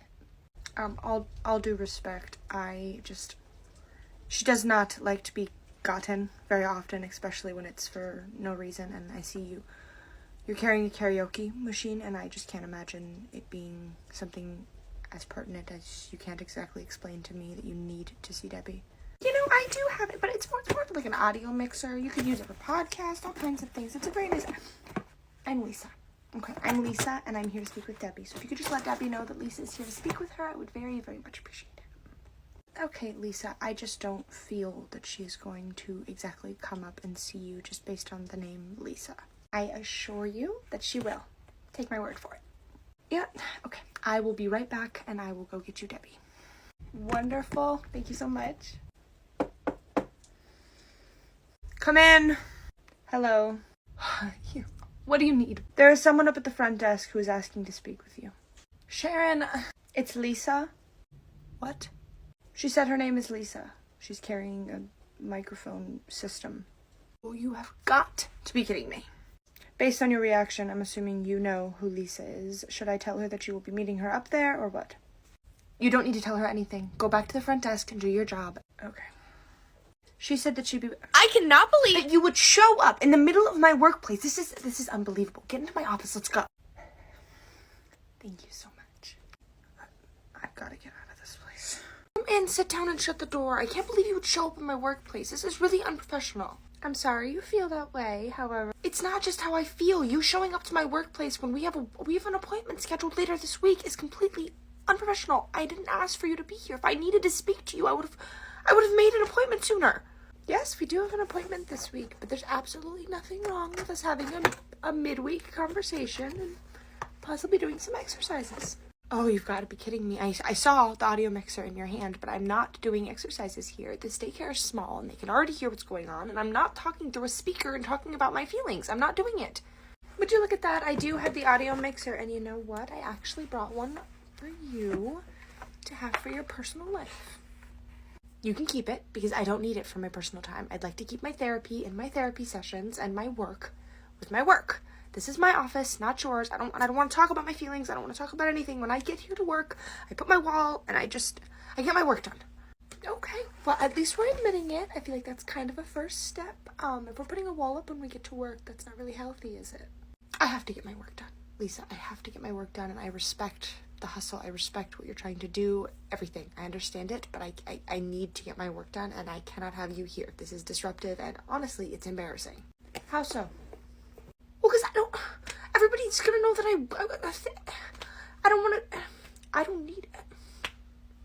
don't want everyone to see my therapist at my work, okay? There's nothing wrong with seeing a therapist, though. Right? Of course, there's nothing wrong with seeing a therapist. I'm not doing these exercises with you right now. I'm not talking through... I see you taking it out of the box. I'm not doing it. I just feel it would be very beneficial if we just talked about your feelings. Lisa, maybe you didn't hear me when I said a second ago, if we're talking right now, they can hear us throughout the daycare. I mean, I just had an employee hear about a review that I was barely talking about in my office, and she was researching up in the front. She can hear everything, so no, I'm not going to do this exercise. I've heard through the grapevine that you're not having the best day today, so I'd like to hear about your feelings through the speaker. Lisa. Debbie. Lisa, I am not doing this, okay? Okay. We don't have to do an exercise, but I would really like it if we could speak together. Why are you here? Okay, well, your husband called me. He was a little concerned, and he asked if I could join him, and the two of us could come and speak with you. Oh, the two of you could come and what? Like an intervention? Where is he then? Well, as your therapist, and considering your mental health, I assumed you would see it like that, and so I decided to come myself. Yeah, but you're, like, strictly not allowed to do this. I make appointments, I come and visit you. You coming to see me should never happen. Typically, no, but when I receive a call from my client's husband very worried and concerned about her and her well-being and asks that I come and check on her, that's something that I feel that I need to do, and it's not to worry, no one here knows who I am, okay? I came as a friend. Yeah, well, they're not stupid either, so they could probably figure out if you said Lisa and that I would know a Lisa who you are, okay? And you shouldn't be here, and I'm not on the brink of anything. I'm fine. I'm just fine. I don't understand why he would call you and tell you that I don't understand why he would call and tell you anything. He's worried about you, Debbie. Worried about what? Worried about what, Lisa? He's just concerned about you, and he reached out to he thought was the best hand to help you, and I believe that I am. He said something about a situation with one of your employees where there's maybe a little bit of paranoia going on, and I just thought I could come here and we could do some exercises, but you've made it clear you don't want to do that, so I'm I'm just here as a friend. Okay, except you're not my friend. You're my therapist, and I don't want you here. And please leave. Except you're not my friend. You're my therapist, and I don't want you here. Can you please leave? Abby, you really want me to leave? I truly don't know how I could make it any more clear, Lisa, and I will let you know about our appointment this coming week if I'll be there or not. And now you want to cancel our upcoming appointment? I'm concerned. That's not what I said. I really, I'm asking you, and I'm asking you nicely to please leave. Okay, I'm hearing you loud and clear. I will go. Thank you. Of course. I'll be seeing you later this week. Yes. Please shut the door and do not speak to anyone on your way out. Just leave. Bill.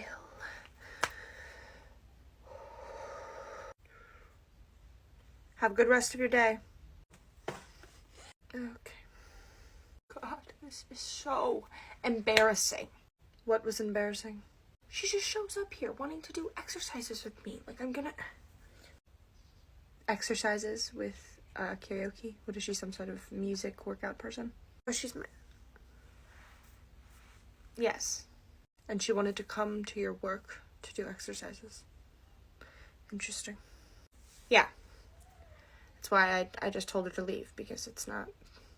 Obviously not the place to be doing exercises, and... Not the scene, it's too loud to be... Anyway, I'll be in my office if you need anything. Okay, sounds great. Okay, so she doesn't know. It's a fitness instructor. Fitness instructor with a freaking karaoke machine. I wonder how dumb she thinks I really am. Your call has been forwarded to an automatic voice message. Did he just reject my call? Your call has been forwarded to Oh, an you automatic gotta voice be kidding me. Yeah. Yes, I'm just getting in the car now. It didn't go exactly as planned, that's for sure. She was very apprehensive to me being there at all, which I do understand, seeing as I don't typically show up in these types of situations, but you asked, so... Of course. No worries at all. Will I be seeing you tonight? I look forward to it. Okay. Bye, Bill.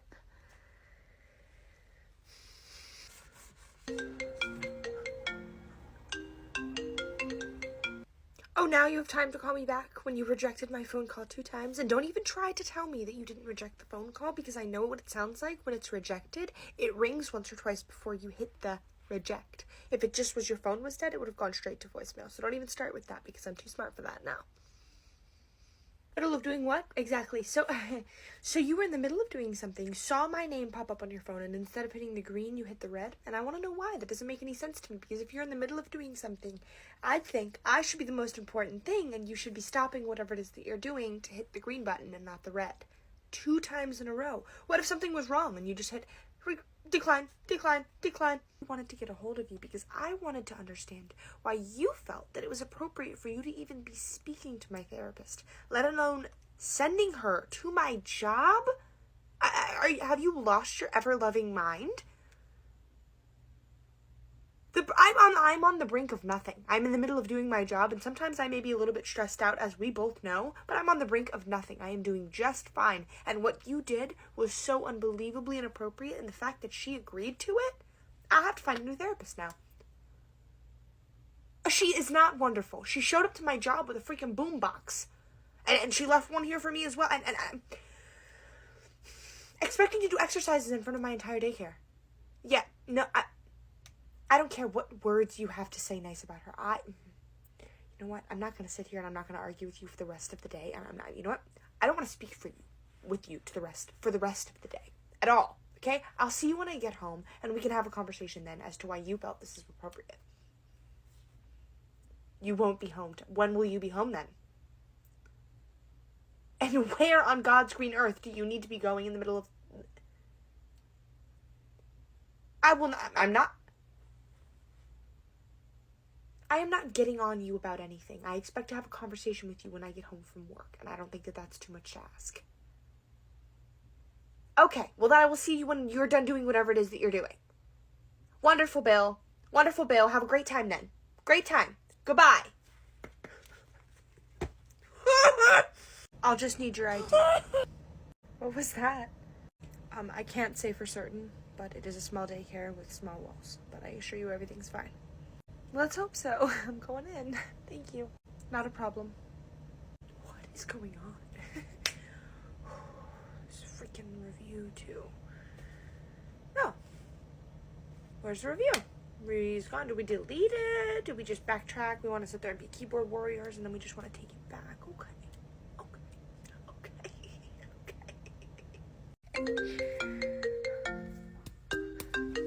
Lisa, I do not want to speak to you. Call has been forwarded to an automatic voice message.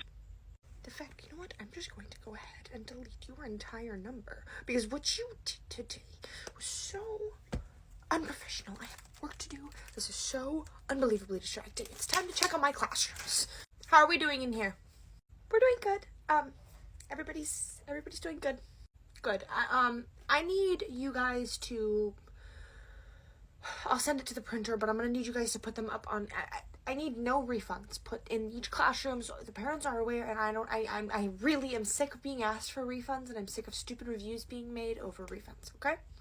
Okay. Stupid's not a nice word. Yes, that is right.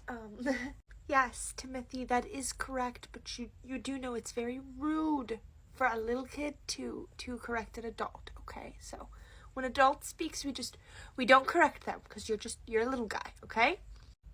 Timothy, why don't we go sit down on the rug with our friends, okay? I will put up whatever it is that you need. Print it out. No problem at all. You don't need to usher him away from me like I'm a crazy person, Lauren. I am the director of this daycare. I was just speaking to him. God, I'm not trying to insinuate that you're crazy at all. We kind of encourage them to want to express how they feel, and especially with rules like that, we have a child who keeps repeating stupid over, and so we've all gone over how that's not a nice word, nobody should be saying it, so obviously if he hears someone saying it, it's gonna pop up a red flag for him. He's young, as you said, so it's just, maybe, I don't know, he's just harmless, I don't know, I just felt it was better to maybe just acknowledge him and tell him that was right. Maybe you shouldn't have said that. Lauren, I'm an adult, okay? If I want to say the word stupid, I'm gonna say the word stupid. It's not that big of a deal. Right, it's not a big deal. Wonderful. So I'll be back with the copies for you to put up in the classroom soon. I'd like it, I think, above those cubbies there, in this classroom at least.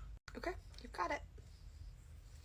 Reagan, something's seriously wrong. Stupid. It's stupid. Hey, buddy, we don't say that, right? Because that's not a nice word. But Debbie said it. She sure did. But Stupid. sometimes grown-ups say things that kids should not, okay? Okay, stupid. Okay. Let's use nice words. Okay. Okay, go sit with your friend on the reading row, okay? She said stupid in front of him, and then said it again when I asked her not to say it, and then yelled at him for when he said, "Why'd you say that?" Debbie did? Debbie yelled at the kid? Well, she didn't, yell, but he corrected her because she said stupid, and he knows that that's not a nice word, and she was like, "You don't correct parents," and it was I don't know, it was just, very awkward because obviously I've been telling him not to say that, and so she's telling him not to say that, but I've been telling him that that's a good thing It was just very awkward, and she I don't know, something's wrong. Should I call Jerry? I don't know if it's to that extreme. You think we should call her brother? Well, I don't know. That was not the Debbie we've been seeing lately. That was old Debbie, and that's not something I ever want to go back to. I'll leave again. No, stop. You're not leaving. No one's leaving. And Debbie, old Debbie, is not coming back. This is new Debbie. She's new and improved. We've all seen it. We saw the switch. She's not going to go back to old Debbie.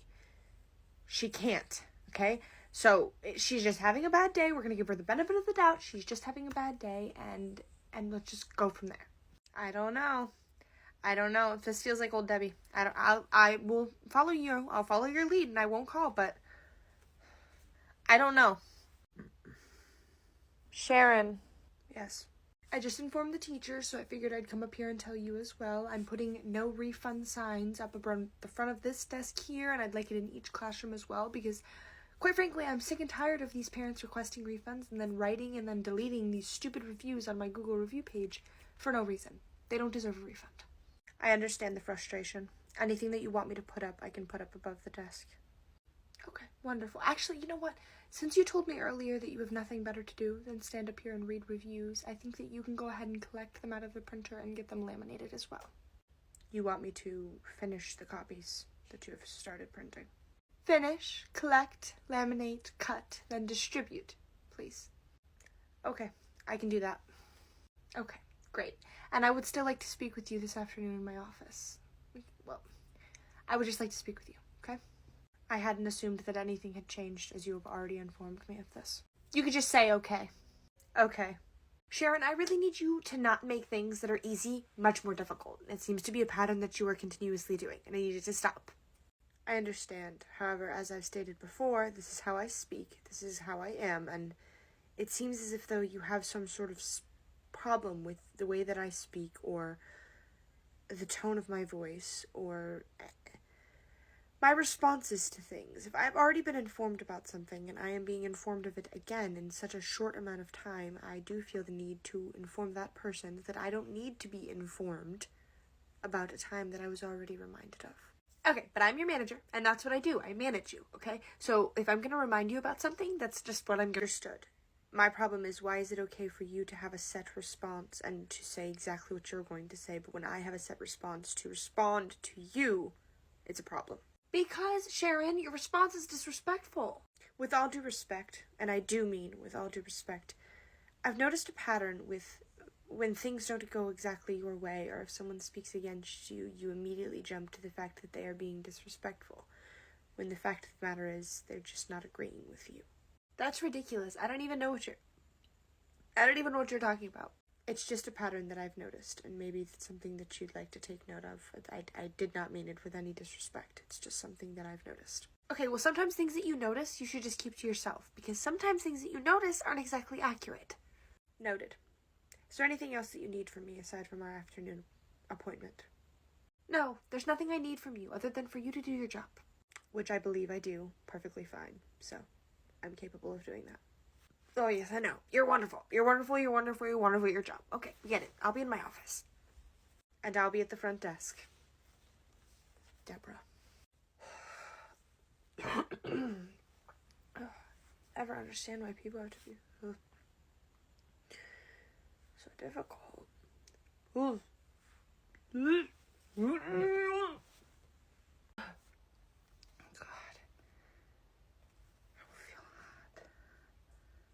What's going on? What am I? It's just stress. I'm gonna get lunch in about 20 minutes. God. I really don't feel good. Copies are finished. Just put them on the floor. Shut the door. I'm sick. I'm sick. I don't want to get anyone sick. I'm staying in my office for the rest of the day. Our afternoon appointment is canceled. Okay. I don't need time for the attitude. Put it by the door. Shut the door. Shut the door. Sharon, just shut the door. Thank you. Where's my thermometer at?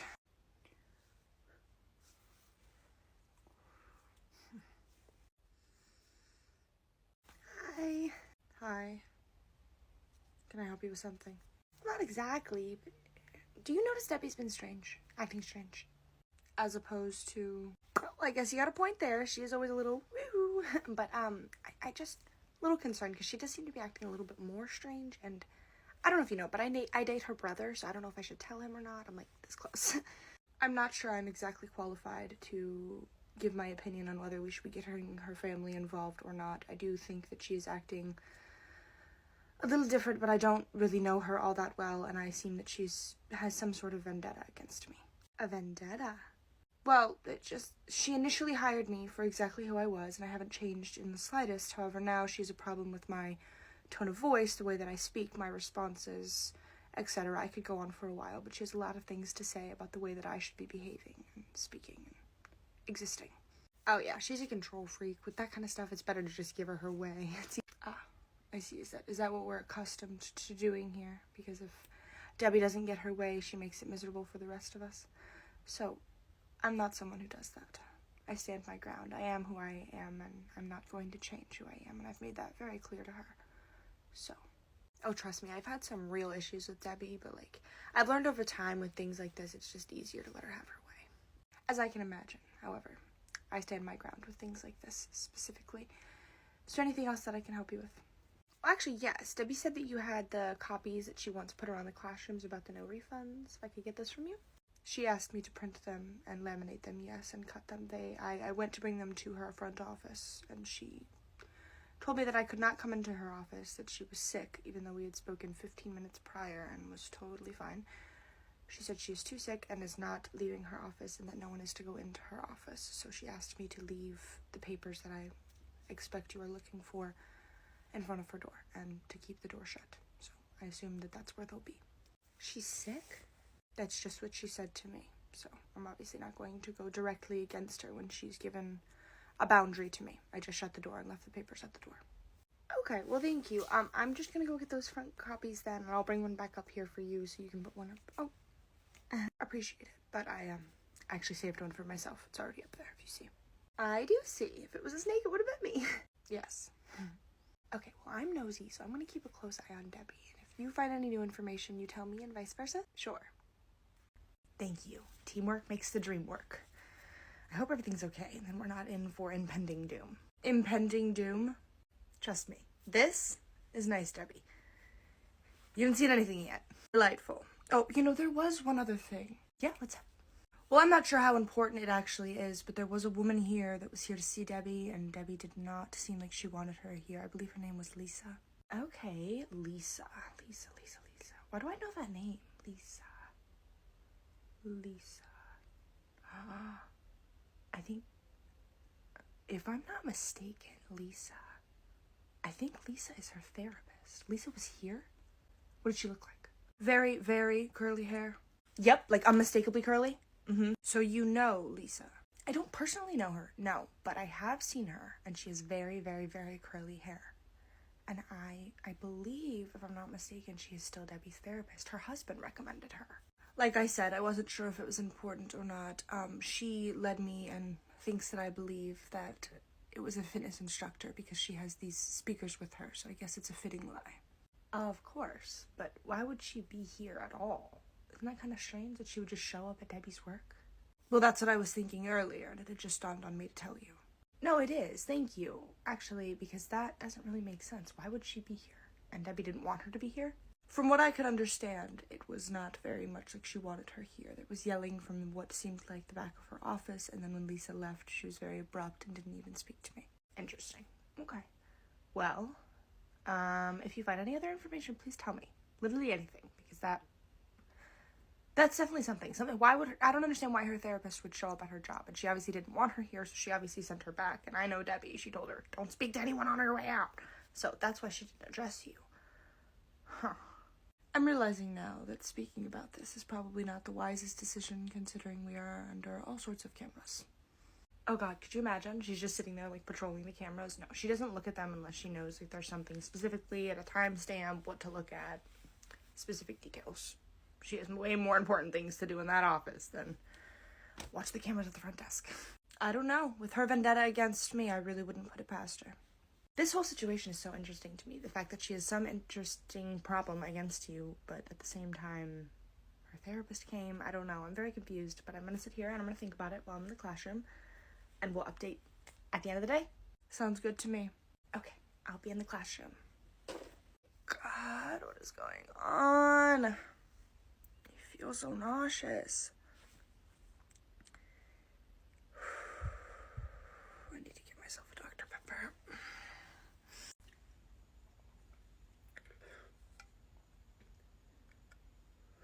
Okay,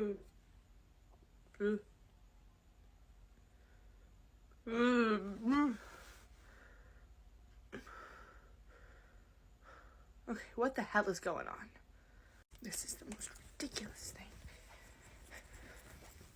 I better be sick. I better have a stomach bug. I better have something wrong with me, because there's just absolutely no way that it could be what I think it is. I'll be back soon. Okay. I'm about to be 45 years old. There's no There's no way. I am not risking anything. Ugh. Ugh. Ridiculous. Okay, this one will do the stupid trick. It's negative. It's all gonna be negative. Hello, ma'am. Will that be all for you today? Yes, that'll be all. Wonderful. Here you go. Have a great day. Thank you. This is the most ridiculous day I've ever had in my life. I don't know why I'm even opening the damn thing like I'm gonna take it in the car.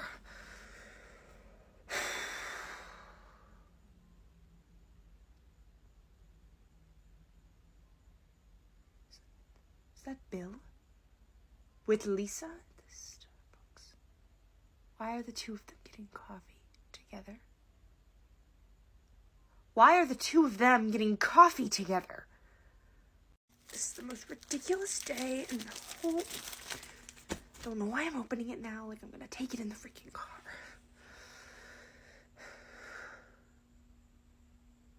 Is that Bill and Lisa? Why are Bill and Lisa getting coffee together? I don't... Okay, think. Bill said he wasn't going to be able to talk to me later because he wasn't going to be home. But now he's... I'm gonna call him. That's what I'm gonna do. I'm gonna call him and I'm gonna figure out... We'll go off what he says. Let's see.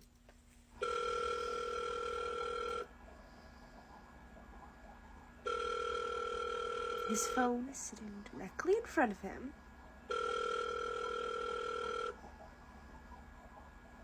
Your call has been forwarded to an automatic voice message. Okay. Let's text him. Hey, what are you up to?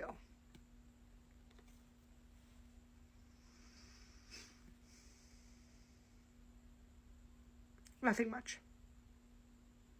It looks like something to me. How are you able to text me? But she can't answer a phone call. Hi. Yeah, what are you doing? Oh, you're getting coffee. Nice. Yeah, are you... How's your coffee?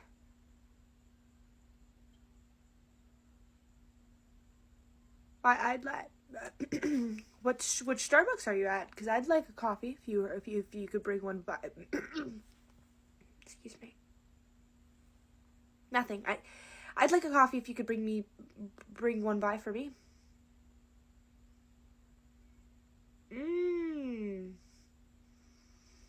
Okay.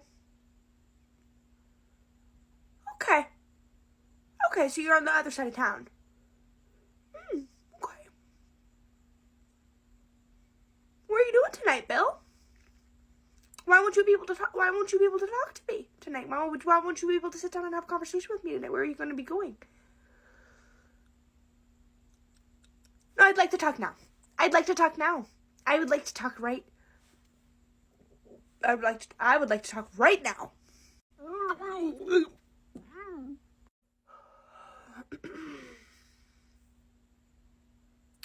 Let's just go talk to him. Hi. Didn't expect to see the two of you here together, especially when you just got off the phone with me telling me you were on the other side of town. So what is it? You're on the other side of town, or are you sitting right here with my therapist? Please, dear, there's nothing to get upset about. Shut your mouth. I don't know why you even think you have the right to open your mouth and speak to me right now. Why are you sitting here with her? It's just a cup of coffee. Oh, excuse me. I'm so sorry. I didn't realize that I was interrupting your coffee date. Where's your work uniform? Where's your orange shirt that you're supposed to be wearing to work? Why have you changed? Are you guys... What's going on? Bill, what's going on? My work shirt got ruined, so I changed to this one. It's not a big deal. It's just a shirt. Debbie, I promise you this is not what you think. Not what I think. Then why don't the two of you geniuses explain to me exactly what it is, if it's not what I think? It's like I said, we're just sitting here having a coffee. Do you want me to make a scene?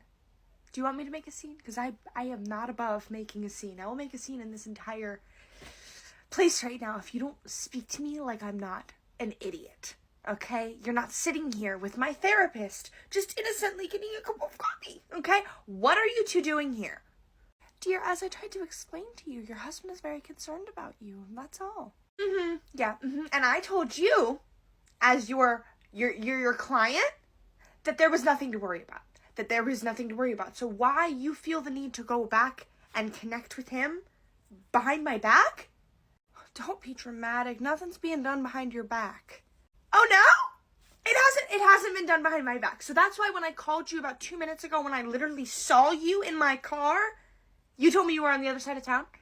That wasn't dishonest. That wasn't behind my back. You could have easily said, "Hey, I'm sitting here at the coffee shop with your therapist on the other side of the table." But you conveniently left that out. So I'm feeling like it's being done behind my back.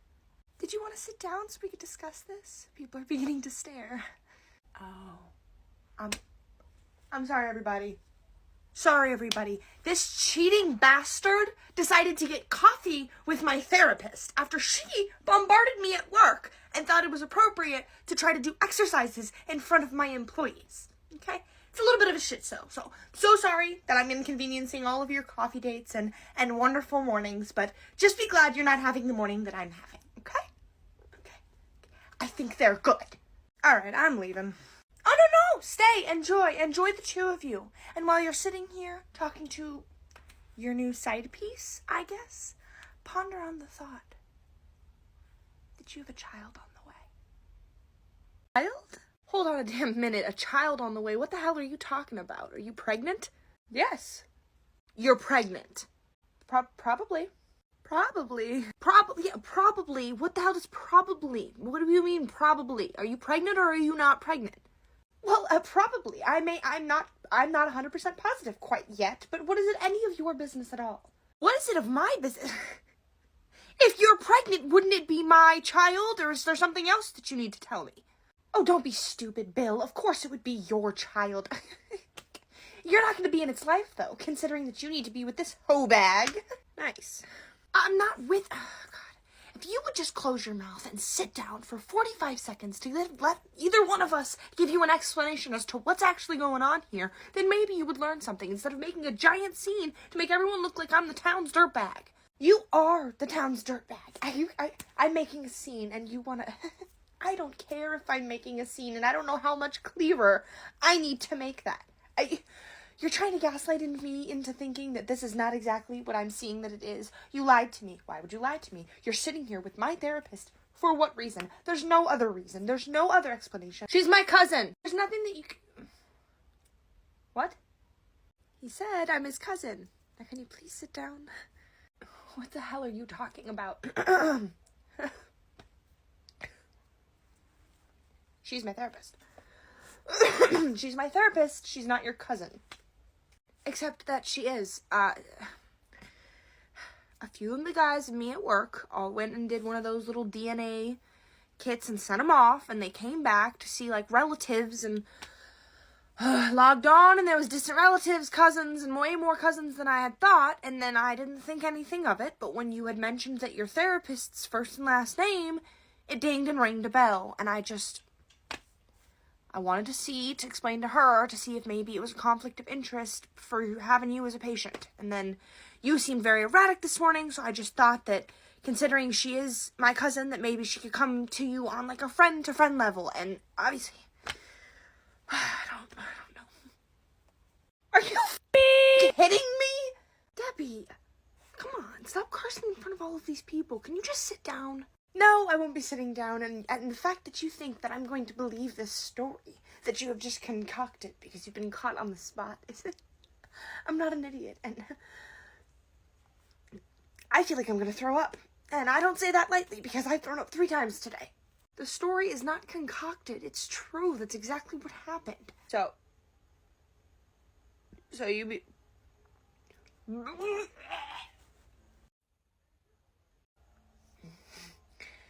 You mean to tell me you took a little DNA test with your friends, and then you just so happened to figure out that my therapist's name popped up on your little list of people that are relatives to you. And instead of telling me, your wife, you decided to concoct this secret little trip for the two of you to meet together, lie to me about where you are, all because you found out that you two are cousins. Not that you are sleeping together and trying to hide it from me. You just threw up on her.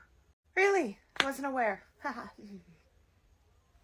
You gonna answer anything I just said, or are you just gonna skip right past it because that's easier for you to do? None of this is easy. I should have told you first, but I knew how much you loved this therapist, and so...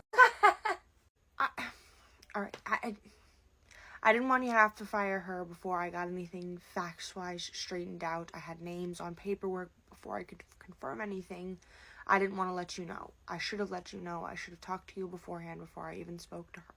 But we have confirmed things since, so obviously it's a conflict of interest, me being related to her. She can no longer be your therapist. Oh, golly gee, what'll I do?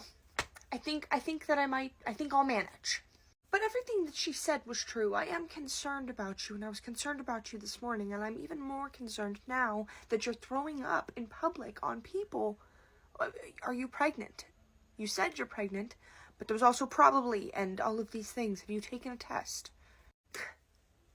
I don't want to talk about this anymore with you. So enjoy your coffee date between the two of you, and I'll be going back to my job. Okay? Because I don't have time to sit here and have coffee dates with other people's therapists and be dishonest to my own spouse. I apologize for your outfit. Hello. Hello, Sharon. Hello. Since you are back, I assume you want to put your child on the wait list? I'd love that. If I could speak to Debbie as well, please. I'd like that too. She is not available at the moment. She's not here. Okay. Any ideas as to when she'll be back? I cannot give you a precise answer. However, I could give you a call once she's back. Okay, that'll do.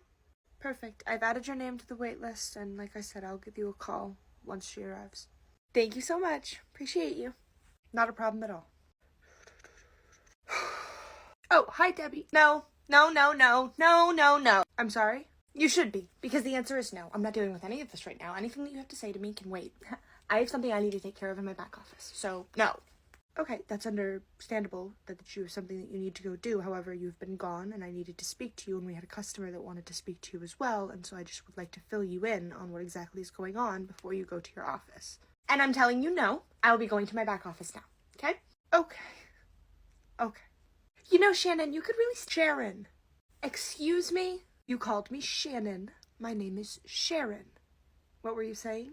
How unbelievably uncalled for and rude are you to call me out for making a slight mistake on your name? They're basically the same thing. When I referred to you as Deborah, you were very quick to snap at me and explain to me that that is not what you would like to be called, and I expect the same respect from you. Shannon and Sharon are two different names. Shannon is not my name. Sharon is my name, and I believe that you should be calling me as such. Okay, got it, Sharon. Clear as day. Any other corrections you want to make for me before I go to my office? I don't have any corrections for you other than you saying my name incorrectly. However, I would like to speak with you about the client that just asked to speak with you, as I said a minute ago. And I'm not speaking to you about it. Goodbye! Okay. I need to talk to Lauren. My name's Sharon, not Shannon. Like I give a rat's ass what your stupid name is. I've got more important things to be dealing with now. Like this stupid test. I'm too old for all of this. This is going to be ridiculous. It's going to be negative. There has to be something else going on to explain these stupid symptoms. It's the flu. It's a bug. It's something else. Something else, Lord. Something else. Okay, enough putting it off. Just go to the bathroom.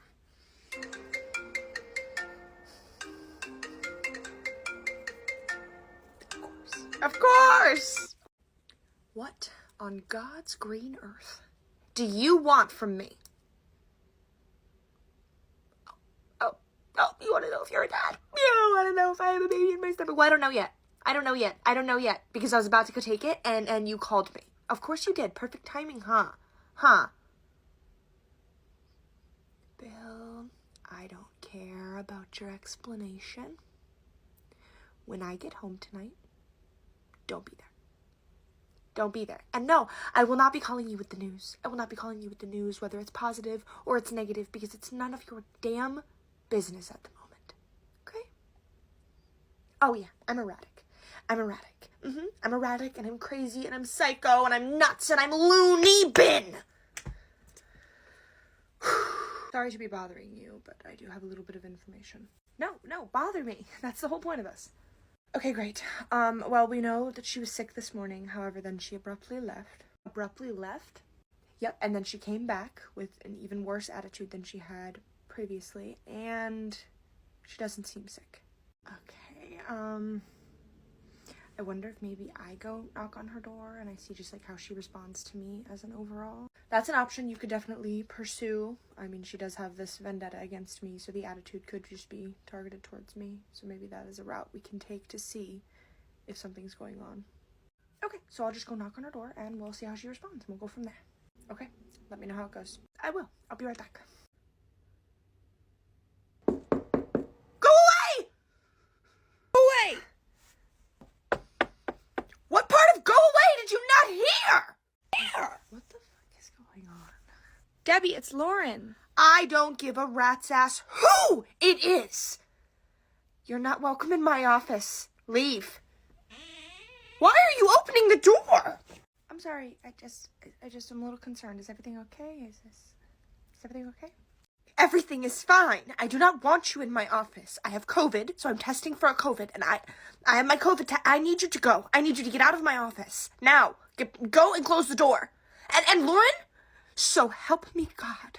If I find out that you called my brother and told him anything about anything, you mind your own business, because whatever's going on with me has nothing to do with you. Get out of my office. Okay, I'm sorry that you're sick, and I'm sorry that I barged in, but the way you're speaking to me is not okay. So get out of my office and mind your own business. Go! Okay, I'm going. God. Okay, Sharon, I don't say this lightly when I say something is very wrong. What do you mean? I've dealt with difficult Debbie. I've dealt with Debbie on a bad day. I've dealt with sassy Debbie. Debbie not getting her way. Literally, I'm rhyming over here. I sound like the freaking Cat in the Hat. The person that I just spoke to in there, I don't know her. I don't know who. I don't know what to do. What exactly happened? Well, I knocked on the door, and she immediately yelled at me to go away, which, someone's knocking on your door, it's genuinely one of your employees who needs something. So I knocked again, and again she told me to go away, only this time she yelled louder and for longer, and so I opened the door. You opened the door?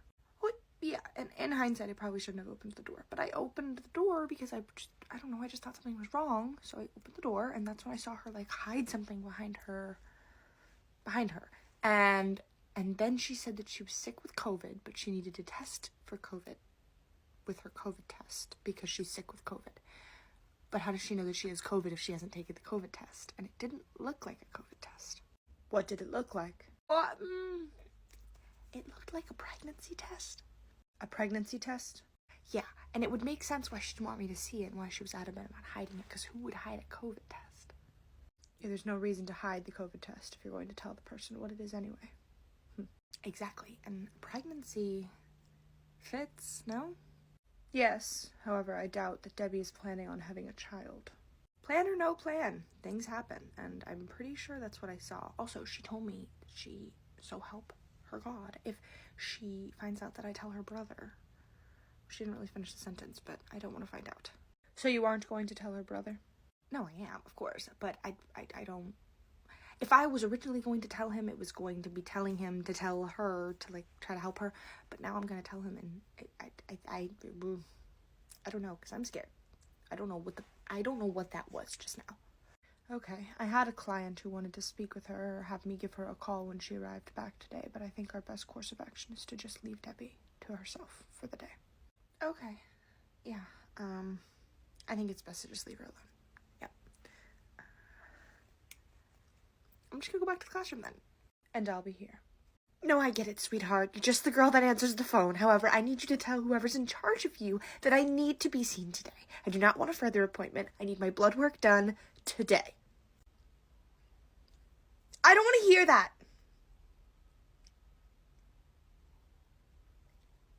Okay. Okay, great. Yeah, I'll wait and I'll see you at another appointment or another office then. And yeah, put me down for tomorrow just in case. Goodbye. too old for this. I'm too old to have a baby. We aren't gonna get along if you don't like this. Because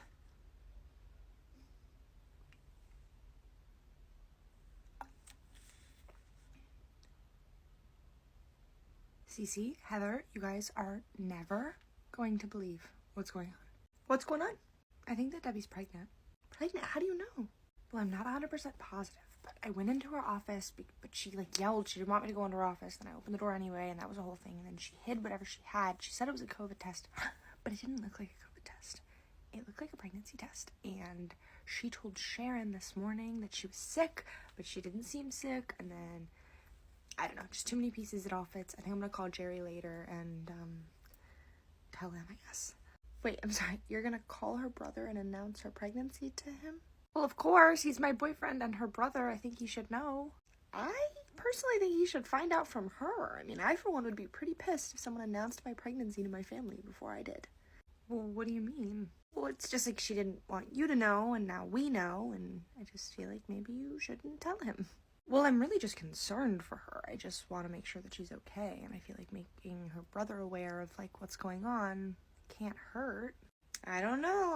I agree with Heather, because if she finds out that you're the one that told Jerry, she's gonna be pissed at you.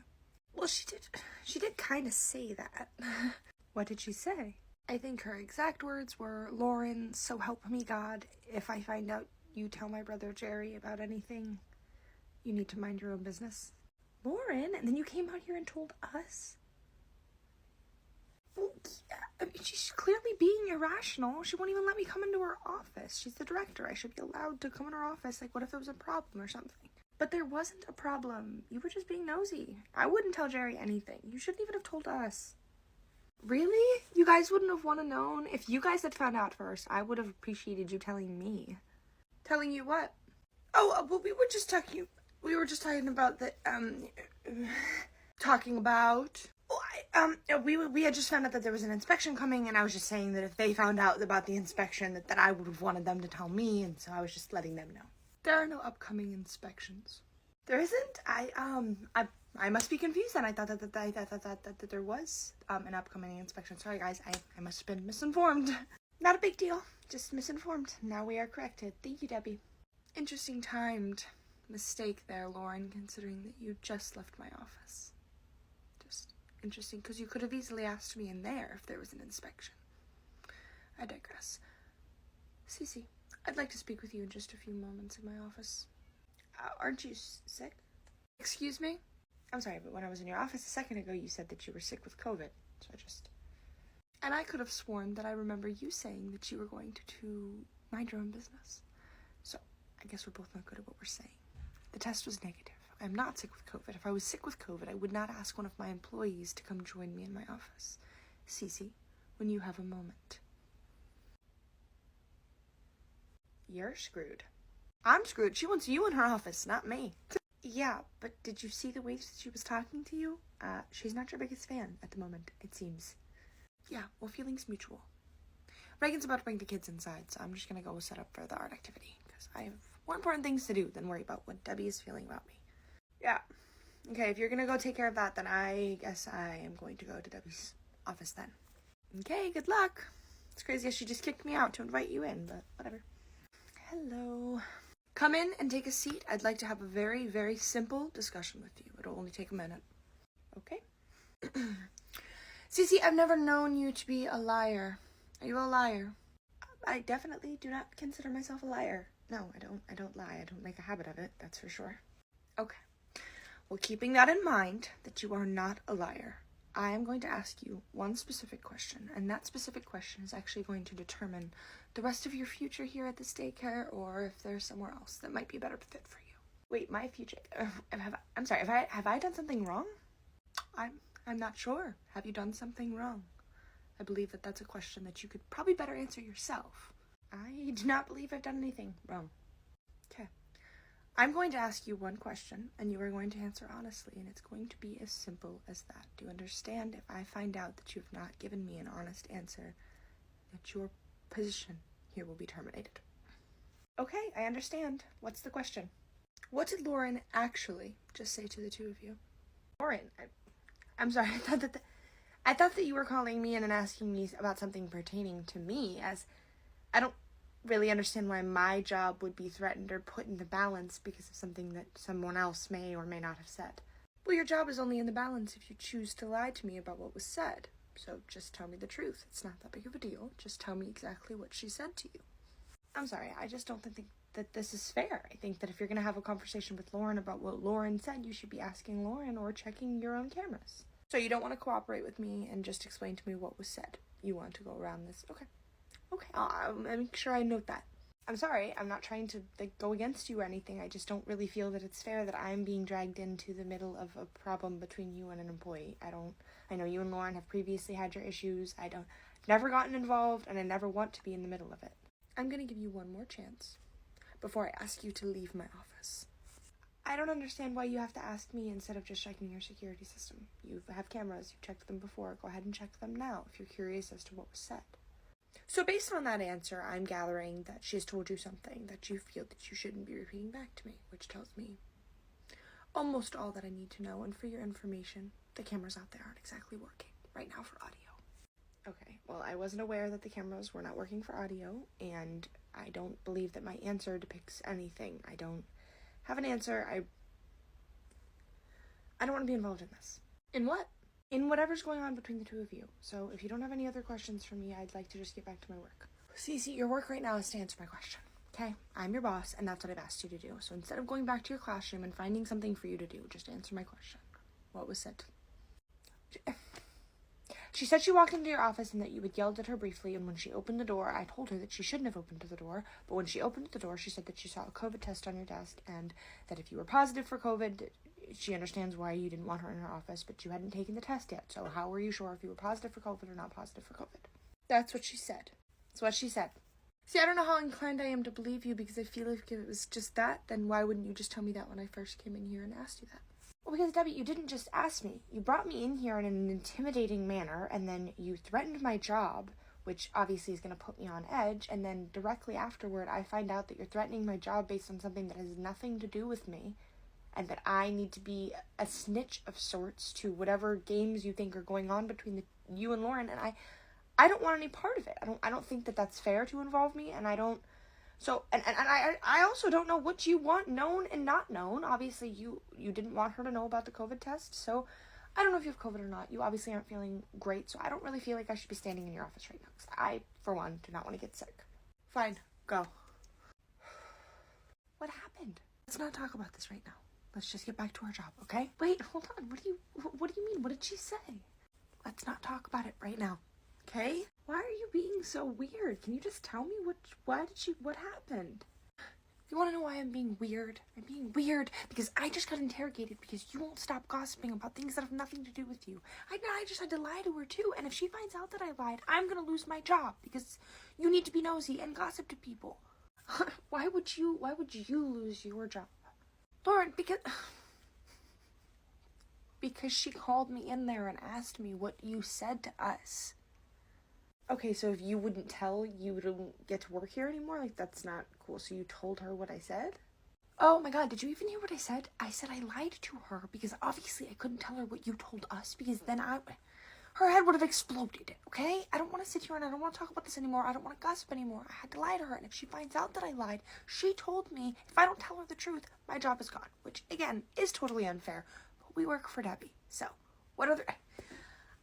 I just want to get back to my work, so are we done with this conversation? Please.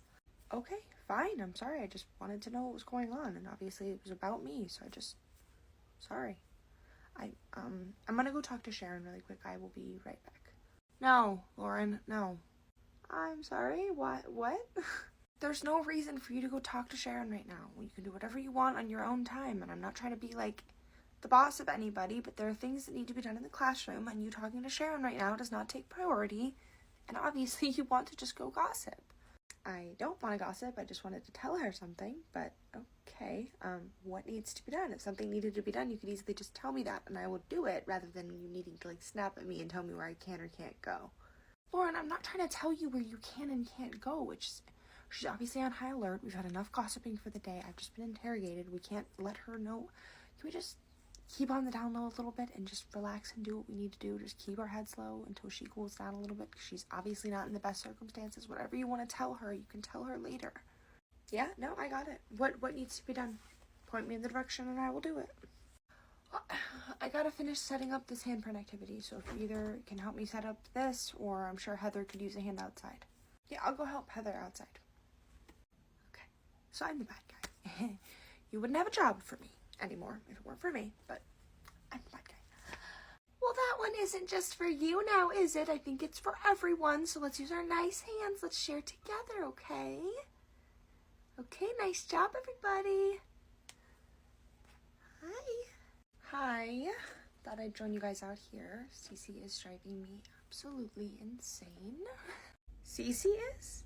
Yeah, it's super weird because she's not typically like this, but she was acting very much like my boss and was acting like all I care about is drama and like told me I can and can't go somewhere. It's just very, very unlike her and very weird. What's funny about that? So you said that she's saying that all you want to do is gossip, and then you came out of here gossiping, and this is not the first time I heard you gossiping today, so just funny as well. So are you like saying you agree with her, or? Oh, it's not, I'm not like agreeing or disagreeing with anybody, it's just that earlier you obviously know how I felt about you telling us Debbie's news, and I don't know, I just feel like you're kind of still doing that is all.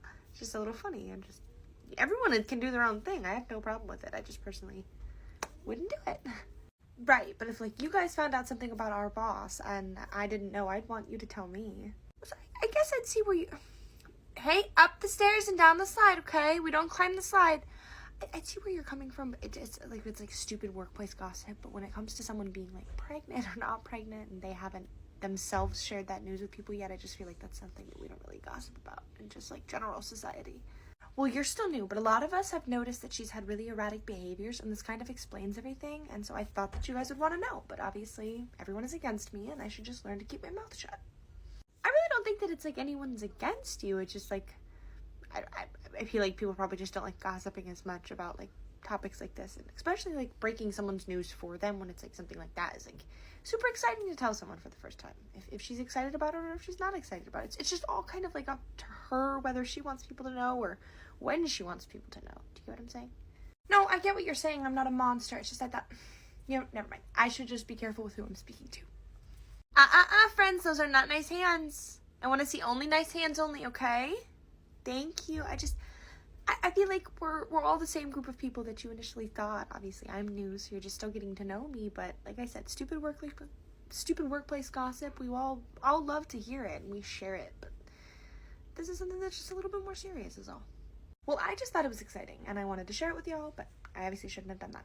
And I get that, and I'm sure the rest of us do too. It's just, like she said, if she finds out that you're telling people, she might be a little upset. So just better to keep it on the down low, and if Cece's trying to make a stance about that, maybe just kind of understand where she's coming from is all, because I doubt that she's trying to pick a fight with you or drive you crazy. Thank you, Heather. Thank you for your insight. Did you need a handout here, or I'll just head back inside? We do not climb up the slide. Up the stairs, down the slide. I've got it, I think. Great, then I'll head back inside and I'll go talk to Cece. Amazing. Try to see where everyone's coming from. Got it, Heather. Cece, I don't want to have a problem with you, okay? So, can we just resolve this? Resolve what? The obvious tension because you're upset about whatever? I'm not upset. I don't think that we should be talking about people's personal matters like that, and I stand by that. It just feels a little bit like everyone is against me because I shared something with the class that the rest of you guys didn't want to know about, and now I don't really know where to go from here. I just feel like I'm the villain, and you all are looking at me some type of way now when I just was excited about something and wanted to share it with you. Lauren, no one thinks you're a villain and no one's against you. We just don't think that you should be gossiping about things that have nothing to do with you, and it's understandably exciting, but it's not your news to be sharing, and that's all we're all saying. Okay, I understand. I'll be more careful with whatever I find out and whatever I share with you guys moving forward. I do not want to have a negative workplace, so none of us do either. Lauren, my office. Now. What the hell? Okay. Come in, shut the door. Okay. Did you want me to take a seat? No need. It will be quick. I've only brought you in here as to not embarrass you in front of your colleagues. similar to the way that you've embarrassed me to all of them. Even though that is what you deserve, I've decided to rise above, as I have new beginnings in my future, as I'm sure that you've made very clear as you have decided to share it publicly with the rest of the class, as you so eloquently put it. I'm sorry? You should be, or at least I would be, if I were doing the things that you were doing, and it seems that no one has taught you how to simply just mind your own business, and I'm not sure that it's because maybe that you have been dating my brother for some time now that you think that you are entitled to my information or to share my information with the rest of the world, but it is simply none of your business. And so that being, I'm sorry, I don't mean to interrupt, but I wasn't trying to share any of your business. I'm just working here. I wasn't aware that telling people my personal business out of what you think that you saw out of my desk when I asked you specifically to not come in was a part of your job and just minding your own business. Cat got your tongue. Okay, so with the day that I've had, I'm about up to here with people's bullshit, and so I think I'm just going to continue my sentence that I was trying to before you interrupted me if you have nothing left to say. Is that okay? Okay, great. So, with all that being said, as I initially said, with the snooping, the sharing of personal information that has nothing to do with you, with gathering information that has nothing to do with you, with entering into my office when I specifically asked you not to, amongst all the other issues that we've had previously, I would like you to pack your things. You pack my things? Pack your things. Pack your things. Pack your things and take them out of my daycare because you no longer are employed here. Do you understand what I am saying? No, I hear you. I don't really think that it's fair exactly. Fair. Lauren, you know what I don't think is fair? I don't think it's fair that you tell my entire staff something that I haven't even had the chance to digest myself. And yeah, you're right with your little gossip, since I know how much you love a good little little gossip. I am pregnant, and it is unexpected, and I haven't told anyone yet except for the people that you took it upon yourself to go ahead and tell. Okay? So again, pack your things. You are fired. Do you understand? Fired. Debbie, I'm really sorry. I didn't mean to be disrespectful to you, or I'm sorry, and congratulations. The waterworks are a nice touch, and I might almost feel bad for you, but I'm just not in the mood. You know, you shared my personal information to the entire staff without any confirmation or permission from me, and then you lied straight to my face about it, and then got your friend to lie. So again, you're fired. Baby, please, I need this job. You know what I'm really sorry that I offended you or that I shared your personal information, but I really need this job. Please. You need this job. Yes, I do. I absolutely do. I need this job. Maybe that's something that you should have thought about before you went and gossiped about personal business that has nothing to do with you. It's just workplace gossip, or so I thought, but I completely understand how I overstepped and I shouldn't have done anything, and I am sorry. I'm really, really sorry, and it won't happen again. Except that it will. No, I assure you that it won't. It won't happen again, ever, and it will, because not only did you do this, but you did it without a shred of remorse, and then you went on to share it with the rest of your colleagues and get them to lie to me. You're right, I shouldn't have gossiped, I shouldn't have gotten involved, and I definitely shouldn't have spread it around the daycare, but I definitely did not ask anyone to lie for me. If anyone lied, that was of their own decision. I never asked for anyone to. Well, that's good to know. You know, I actually got a little bit more filled in on the information, considering my front cameras weren't working, but the playground cameras are working just fine, so I got to hear a little bit of the explanation as to what was actually going on. Now everyone's a little bit upset with you because of your gossiping. So I was going to initially let Cece go, but I've changed my mind. No, again, I shouldn't have gossiped, and I shouldn't have gone out to the playground and said anything to Heather about anything. I will learn to keep my mouth shut. Please, please just don't get rid of me. What's done is done. I'd like you to get your things. No, but nothing's done. I date your brother. Nothing.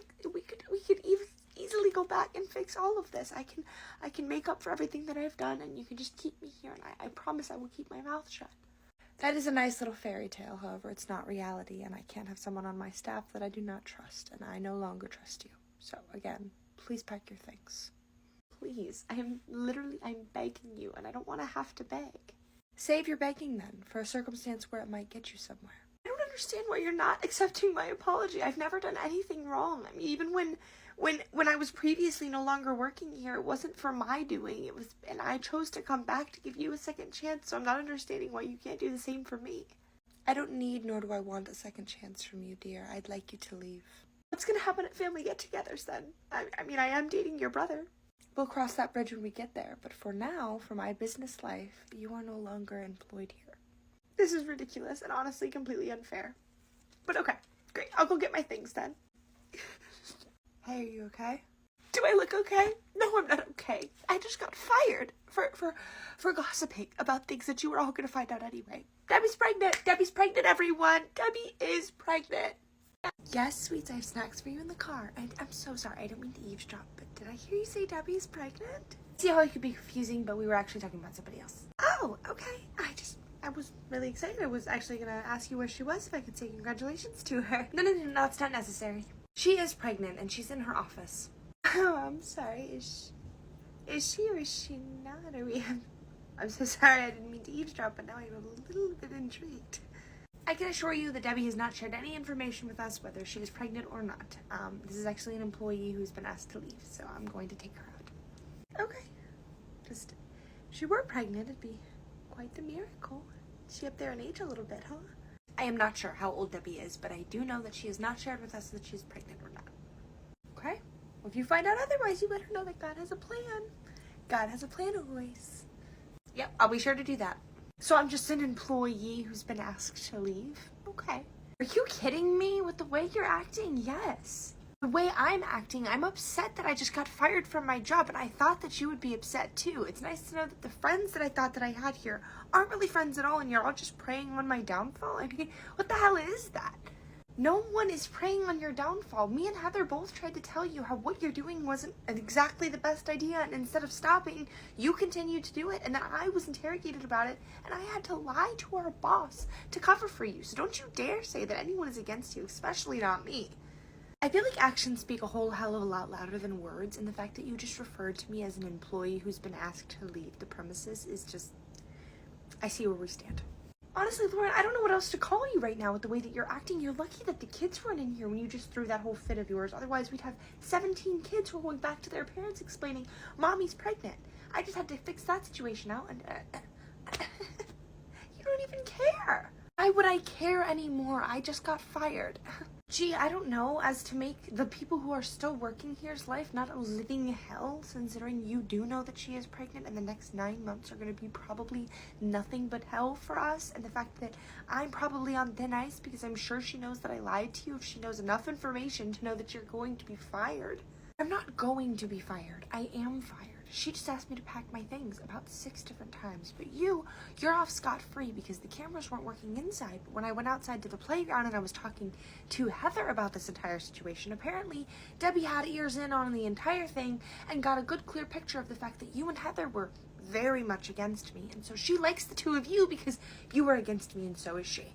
No one's against you. We just don't like what you did. Awesome, Cece. So the three of you can get together and start a little club and talk about how I was so awful and so upsetting and everything I did was so just very disrespectful, okay? And I guess since I no longer am employed here or have to ask you for any permission, after I pack up my things, I think I'll go speak to Sharon about this whole entire debacle. Okay, Lauren, have at it. I don't know why you're trying to push away the people who are trying to defend you and protect you the most. Like, I put my job on the line. I was told specifically that I would be fired if I lied, and I still chose to lie to cover for you because I considered you to be a friend. But the way you're speaking to me right now, I don't want to really continue this conversation. So go about packing your things, go speak to whoever you want to speak to, and I'm just going to get back to the kids. So she said that you were pregnant. Congratulations, by the way. She did? Okay. I wouldn't let it upset you.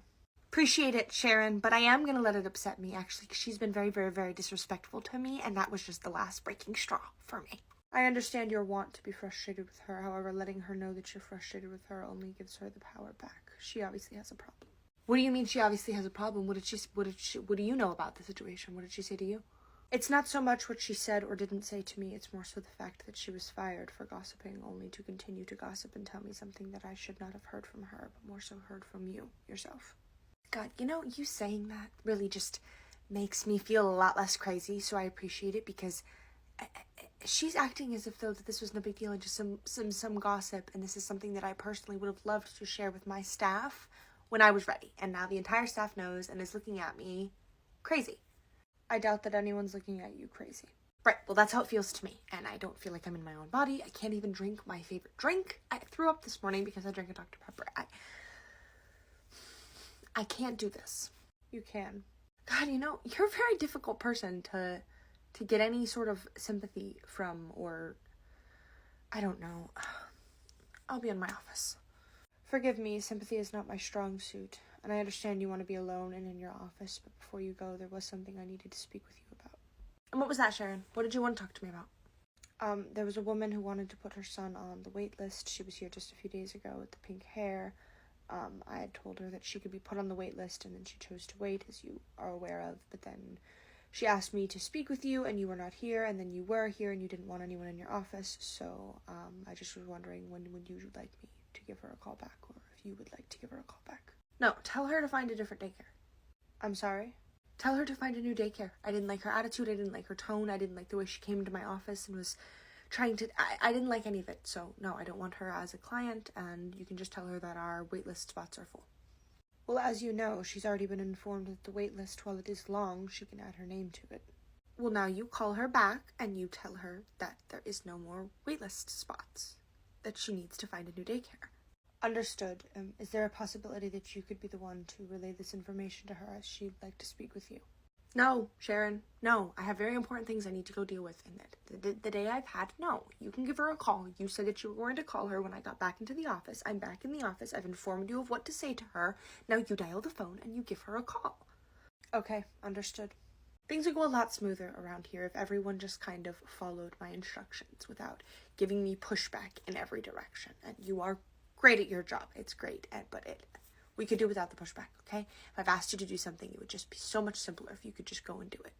I do understand where you're coming from. However, I don't know that this specific requirement is something that falls under the umbrella of my job, but more so yours. If the manager or director didn't have 50,000 things on their plate, sure. But instead, I have delegated the responsibility to you. I would like you to give her a call. Is that a problem, Sharon? No problem.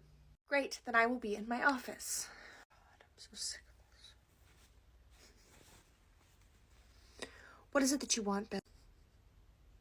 You think that I truly care the way that you feel right now. You've been a liar to me, and I don't trust liars, and I don't want to speak to you. I don't care about your spiel. My brother is calling me. I need to go. Yes. Okay. Goody. He left a voice.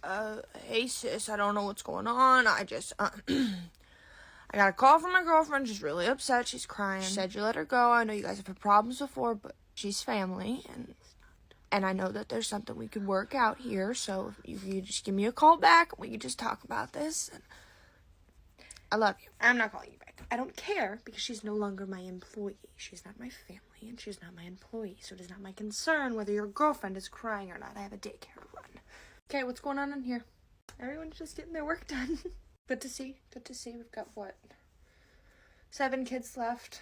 Should be leaving within the next few hours. Seems like you guys got this under control. I was gonna go look to start the search for new applicants, but it kind of seems like you guys have got this under control. No? We definitely have it under control at the moment, but like you said, there's only 7 kids in the class right now, and we're definitely at full capacity. We need all hands on deck, and that included Lauren, so if Lauren's not going to be here, we definitely need someone in place of Lauren. I think I speak for everyone when I say we can't all do it. We'd be split at the very ends to get everything done that needs to get done in a day. And that's with us properly managing our time or dilly-dallying. Again, I think I speak for everyone when I say no one on our team dilly-dallies. We all do our work just as we need to, and it's very busy, especially when we're at full capacity. Okay, well, Debbie don't care is a thing of the past. Debbie does care. Debbie cares a lot. As a matter of fact, I'm going to be on the watch to see if we really do need another person in this class, or if we really kind of have been slacking, and anything that I have been chilling in my office and kind of letting things slide, things are about to change, and they'll get a lot more strict, because this is something that I take super seriously, and if I don't need to have someone else on staff to pay them when the job could be done by 3 of you rather than 4, I think then that should be the case, okay? And I'm sure you all have known my new exciting news. So celebrate within yourselves. I am going to take care of myself and take care of this job and keep you guys in line, okay? Ducks in a row, no mistakes. Got it? Yeah, I think we understand you. Good. I was hoping I made myself crystal clear and that we're all on the exact same page. I'm going to go speak to Sharon so she's on the exact same page as well, because I've had enough difficulties with her than I can deal with, and she's only been here for just a little while, and sticky situation is over. Sticky situation is done. I don't want any more sticky situations of talking about this happened or this happened or this happened. There will be no more gossip. Do your jobs. Simple as that. Go home, come back, do your job. Go home. Got it?